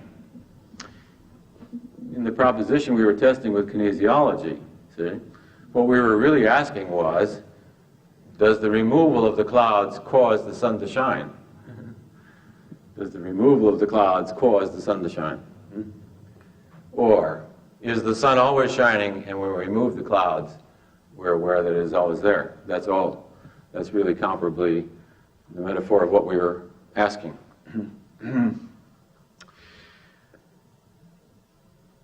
The seeing of this entire way of holding things then, as I said, reveals to us, and after this lecture, things will begin to unfold because the mind is always looking, there is that within us which is self-healing. It is always looking for that means, those tools, the ways of healing ourselves. Because it begins to dawn on us that there are ways now of holding things that will bring about a healing that will come out of merely the way we are holding it. The healing of many of these things, then, is that you are holding from the lovingness, from the truth of that which you are, that which you are not, but you are holding it from that which is greater, rather than from that which is lesser. When we're identifying with that which is lesser, we can't look at it because we think, I am that, because of the false identification with the small self. You say, I am equal to that, therefore I cannot look at that within myself. If our motivation, if our intention is the healing within ourself, and when we do it within ourself, we do it within everyone, because we are the world, we are everyone. The whole implication of the holographic conceptualization is that it reveals that you are everyone, that your consciousness is all that is, you see? So as we heal that within ourself, we heal it within the world. So people get into a conflict about myself and or the world, see? That which is myself is not different than that which is the world. When I heal it within myself, then I heal it for everyone. As each of us heals these things within ourselves, we raise the consciousness of the world. Everyone benefits. So when we heal ourselves, it's a win-win situation. Because out of that lovingness, to perfect the awareness of that which you are, then comes the power, you see? Empowerment. So the intention coming from this level empowers the person to heal that within oneself which needs to be healed. It's coming out of the way that it's being looked at. It's coming out of the way it's being held. Out of that we begin to see that whatever we were in the past was necessary for us at that moment. It is out of the desire for happiness. It is out of the love of life that all of it came, did it not? Let's say angriness. What is the angriness coming out of? What is the angriness coming out of? The angriness is coming out of your love for life, is it not? And the thought that someone is going to impair it in some way. So the way to get out of the guilt about that is to look and see that underlying it all is that innocent, naive love for life, the thought that this is blocking my happiness. All the negative feelings are coming out of the thought that my happiness is out there and something is interfering with it. I always say, and I don't know whether it's true or not, I invite everybody to Taoist and test their kinesiology, that you can't really love unless you've hated. If you don't care enough about life to hate somebody who you feel is threatening life itself, then you will never rise to the level of loving it. If you're in apathy, if you don't care enough about life, you wouldn't even get angry, would you? I mean, it's hopeless. If it's so sad that you can't even get involved in it. The Kitty Genovese or whatever it was, people just withdrew from the field, you see? There wasn't the commitment of life enough to even be angry about it, to even do anything about it. Everybody went into apathy. So when you look back at the things that you condemn within yourself, the way you heal it is you say, in the becoming awareness of that which I am, it was necessary for me to experience that then. See? That at that time, that's what I needed. At that time, that's what had to be with me. Because who I was at the time thought that that was the best thing to do. And doesn't the mind in its innocence always choose that which it thinks is the best thing to do? Does your mind ever do anything else? It always chooses what it thinks at the moment is the best decision, does it not? Even if it gets into an impulse that it hates itself for later, it still makes the decision that for me, at this time, the best thing to do is to throw the brick through the son of a bitch's window. Now later I may feel guilt about that, see? But at that moment, the feeling that I must express my aliveness in that form that is meaningful to me may well be necessary. I'll never forget the first time I met a guy coming in out of the parking lot, and I was always a very, I guess what you call people pleaser, right? And so we got into conflict about who had the driveway. And so I gave him the finger. Well, I'll tell you, I was ecstatically happy. I had never done that before in my life. I'd never told somebody to go you know where. Never did it. I was 50-something years old before I finally did that. And I was so pleased with myself, you see, that I'd gotten up to that, you know, not out of hopelessness, not out of fear, not out of fear that you won't be a spiritual person if you do that. You won't be a spiritual person, man, if you say, tell somebody where to go. But I got hysterical laughing over it, you know. First I told him where to go, and then I broke down. I almost went off the road laughing at the whole thing because it was such fun. And I went around doing that a little while because I was getting off on it, and then finally gave up on it. But it was really fun to do that. It's like, you know where to go. You can go there. Hey, yeah, good. It was really great fun. Necessary to know that I could do that. Necessary that I could hold it that way, that I could experience it in a self-healing way, see? And not go into guilt about it and self-condemnation. So that which we've been was necessary in the evolution of our becoming that which we are becoming aware of. All of that is necessary. For the addicted person then, in the interest of his own consciousness growth, it is absolutely essential and it is absolutely necessary in this lifetime, at this time, that this be what the person is experiencing. Absolutely critical to their life. That confrontation with the absoluteness of facing the truth about yourself or dying. And that's what it takes. That's what it takes a lot of us. That's what it took me. It was in the teeth of death itself that the transformation took place. It took all of it.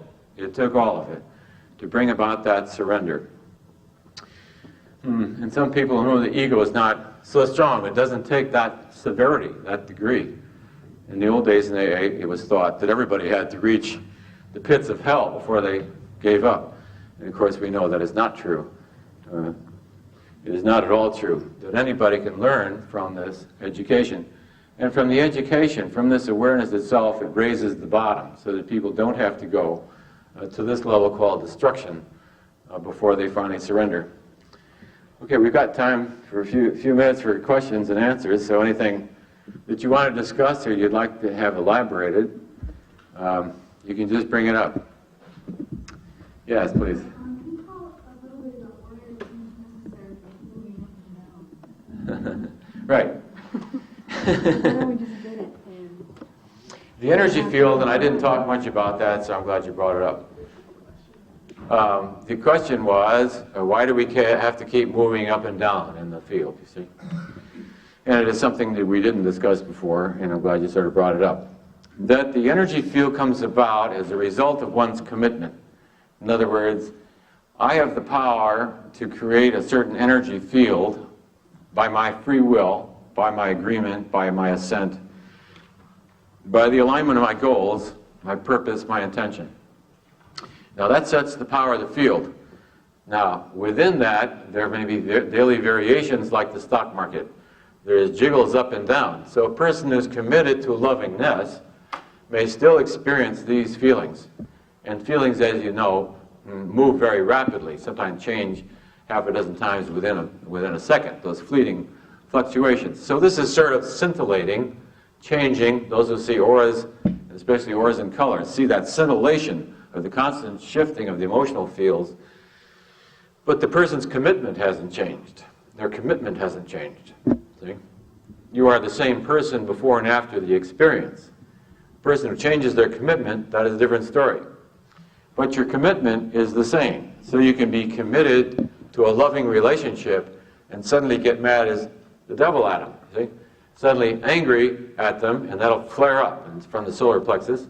But that doesn't change your intention. It doesn't change your commitment. You can be mad at your boss. That doesn't mean you're quitting today. It just means that you're angry at him today. Your commitment to do a good job and your commitment to work for this company or your commitment to your career is going to remain the same. Some days you may be enthusiastic about it. Some days you may feel it's hopeless. You know, I'll never become a whatever. So you can fluctuate in the scintillating emotionality, but the commitment remains the same. The commitment remains the same. And therefore your power is in the field of the commitment, because it's the commitment that holds the power. It's the commitment that has set the energy field. The energy field, see, let's say, one time at the Villa, a girl said to me, after hearing your lecture, she said, I really feel bad about my resentments now. And I said, well, that's easy to get rid of. You can get rid of that very easily. Just hate the son of a bitch. I mean, if you set this as your goal, then resentments won't make you feel guilty, see? If you set this as the goal, then, so whatever level we set for ourselves, what becomes unacceptable to us is that which is below it. in a group and where angriness is okay, then you don't feel upset about resentments. But when you move up to a commitment to lovingness, now resentments become painful. And the desire is to be rid of that resentment as quickly as possible. Some people have utilized this intuitively in grand social demonstrations. So if you want to remember how to utilize these energy fields positively, just remember in the social demonstration of the black people in the United States. In my lifetime, I watched them move from the bottom of the box all the way to the top. When I was young, they all lived at the back of the bus. Black people belonged at the back of the bus. And they were into hopelessness and apathy. And that hopelessness and apathy was represented in the physical attitude, in the way they walked, and the way they shuffled, in that hopeless apathy, because nothing was ever going to get better. It became a caricature, a stereotype on the stage of that walk of hopelessness and apathy, and the grief over expressed primarily by the women, over the hopelessness of the situation, over the cost, over the realization that her children would never have a chance in this world. All of this controlled by the tremendous fear, the fear of the lynch mob. If the black man protested, he got hung from the nearest tree. And so the intimidation and the terror, progressive, systematized terrorization. Then along came television, and the submerged part of the world, the third world, the black people in America began to see through television that which the rest of the world has. They began to see what other people have, the kind of houses they lived in, and the way the style, the lifestyle, etc. Out of that desiringness and wantingness came anger and the frustration of that. And then we saw the arriving of black pride, the pride in one's blackness now. No longer the shame, self-effacement, the fear about it. We saw the black anger and the angriness. The energy, the upside of that angriness was then, through the intuition, through the inspiration of some of their great leaders, led into black pride. Out of the anger then, the energy of the anger, it spilled into black pride. There was some expression of the downside. Some of the teenagers, the expression of the angriness in the form of anger and destructiveness, as happened also in pride. But enough of that energy was utilized in a positive way. And so out of the pride, you saw the courage to face and cope with what are the problems that have to be handled here to change our way of life. And there you saw the legal battles, and you saw the bringing in of the courts and of social conscience and the enlistment of the energy and the power of the white population as they become inspired to a higher view of man. And so we saw them move through courage up through the acceptance of that which needs to be handled and needs to be done, and the acceptance of equality on the part of white people who had never even thought of it in their lifetime now began to think that perhaps black people are the same, equal to us, and the emergence of love. And you saw the success of many social movements, and of course the black people who were now once at the back of the bus in my lifetime are now mayors of cities and great entertainers and millionaires and leaders of industry and senators and congressmen and all the rest. So not all of their population, but certainly a sizable amount, has demonstrated how to utilize these levels of consciousness, how to use the upside, how to use the energy of it, how to utilize the energy of the anger and the indignation to mobilize social forces, to bring about changes in the Senate, in the Congress, in the governors, in the laws on the municipal, state, federal level, how to enlist the moral support of the country. Great power coming out of that inspiration, that dedication to a cause that is greater than oneself. The dedication to a cause that is greater than oneself then allowed the power to express itself in that social transition, in powerful social changes.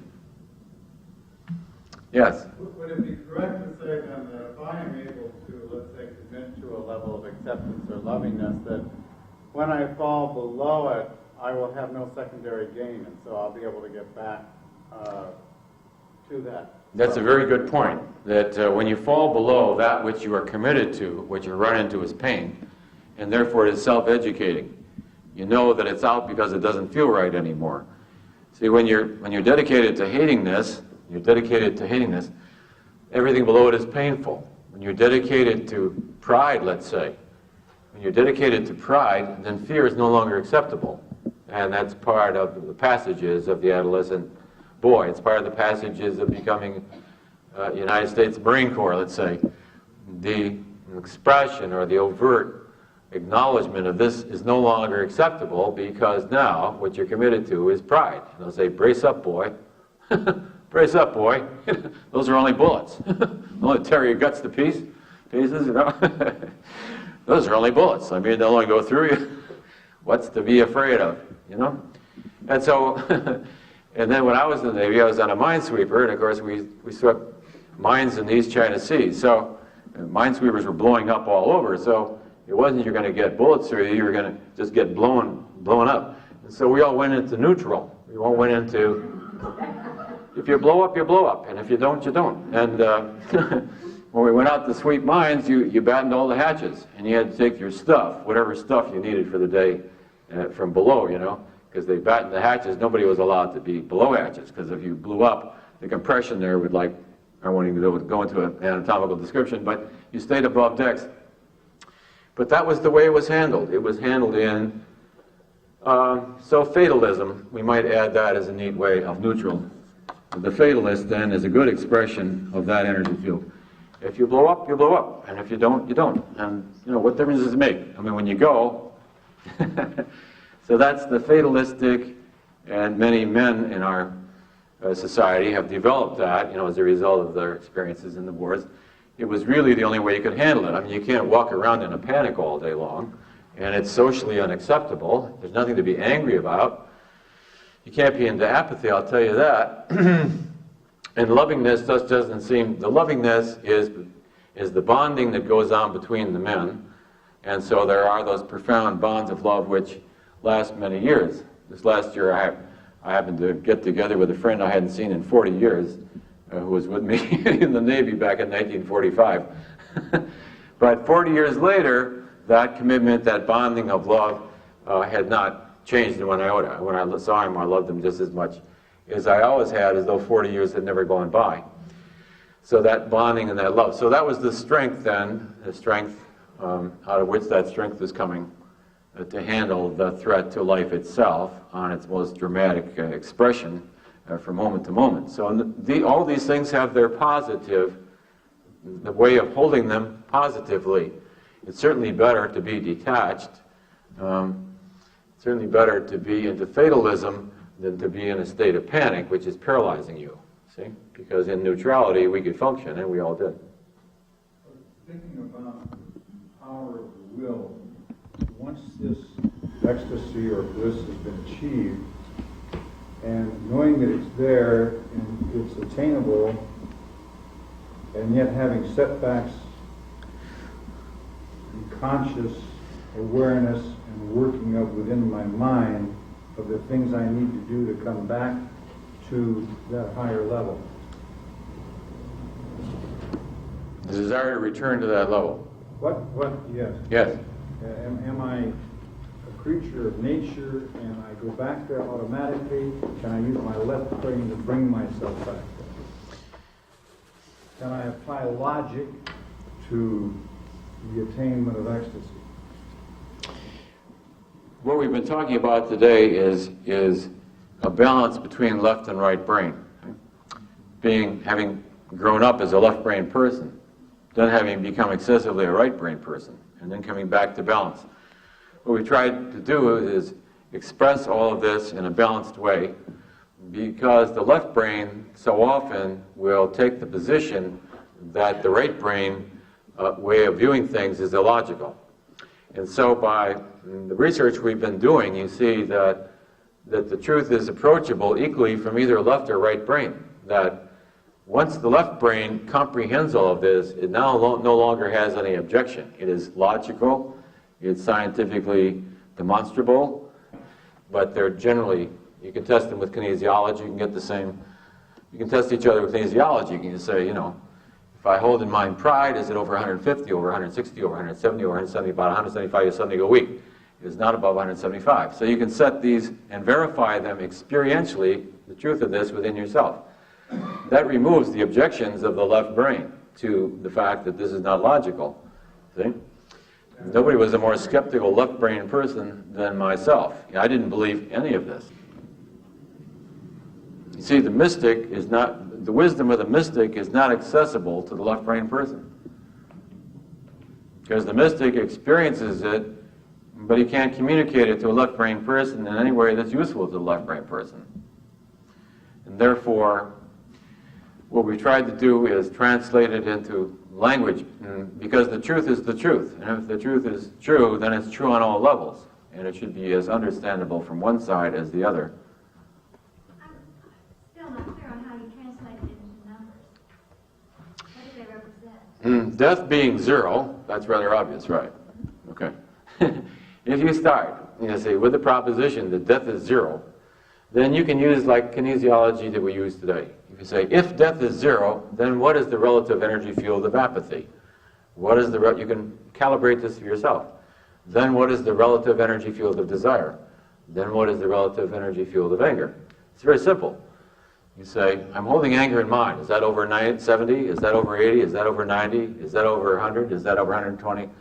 Is that over 140? Is that over 150? And at 150, your body will say, that's its relative strength as compared. And if you keep doing that all the way up, you'll end up with the same numbers that I have, because we've verified this with a number of people.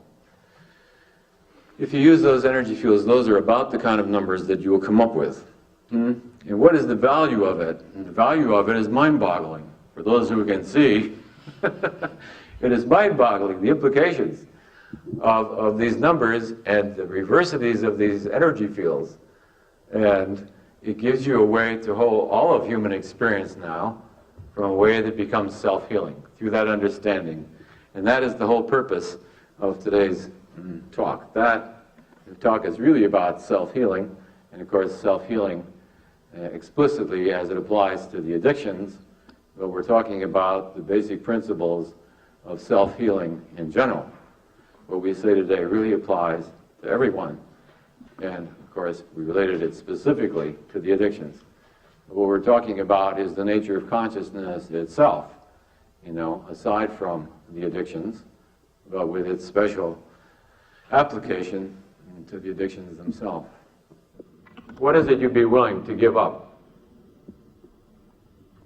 If really asked for all, for what would you give up all of it? For what would you say, take it? What are you willing to die for? What are you willing to commit to? What are the limitations and the considerations? When people get sober, we ask them to make the same commitment as they did before. See? And in the 5th chapter in the book Alcoholics Anonymous, it says that those who succeeded in getting sober were those who did not draw any line at how far they were willing to go. Whatever was needed they were willing to go the whole way for whatever was needed. That they did not hold back. That sobriety came only to those who were willing to go the whole way. Whatever was asked, the willingness to go the whole route. And it was out of that sobriety arose. The willingness to go the whole way, to hold back nothing. Even if life itself is asked. With that spiritual awareness, then, there comes an unlimitedness to what one is willing to let go of in the name of that intention, in the name of that goal. Even life itself. Okay, so here's Leo. Thanks, Leo, for this opportunity to be here today. Well, we would like to thank Dave Hawkins. Like your hand with that.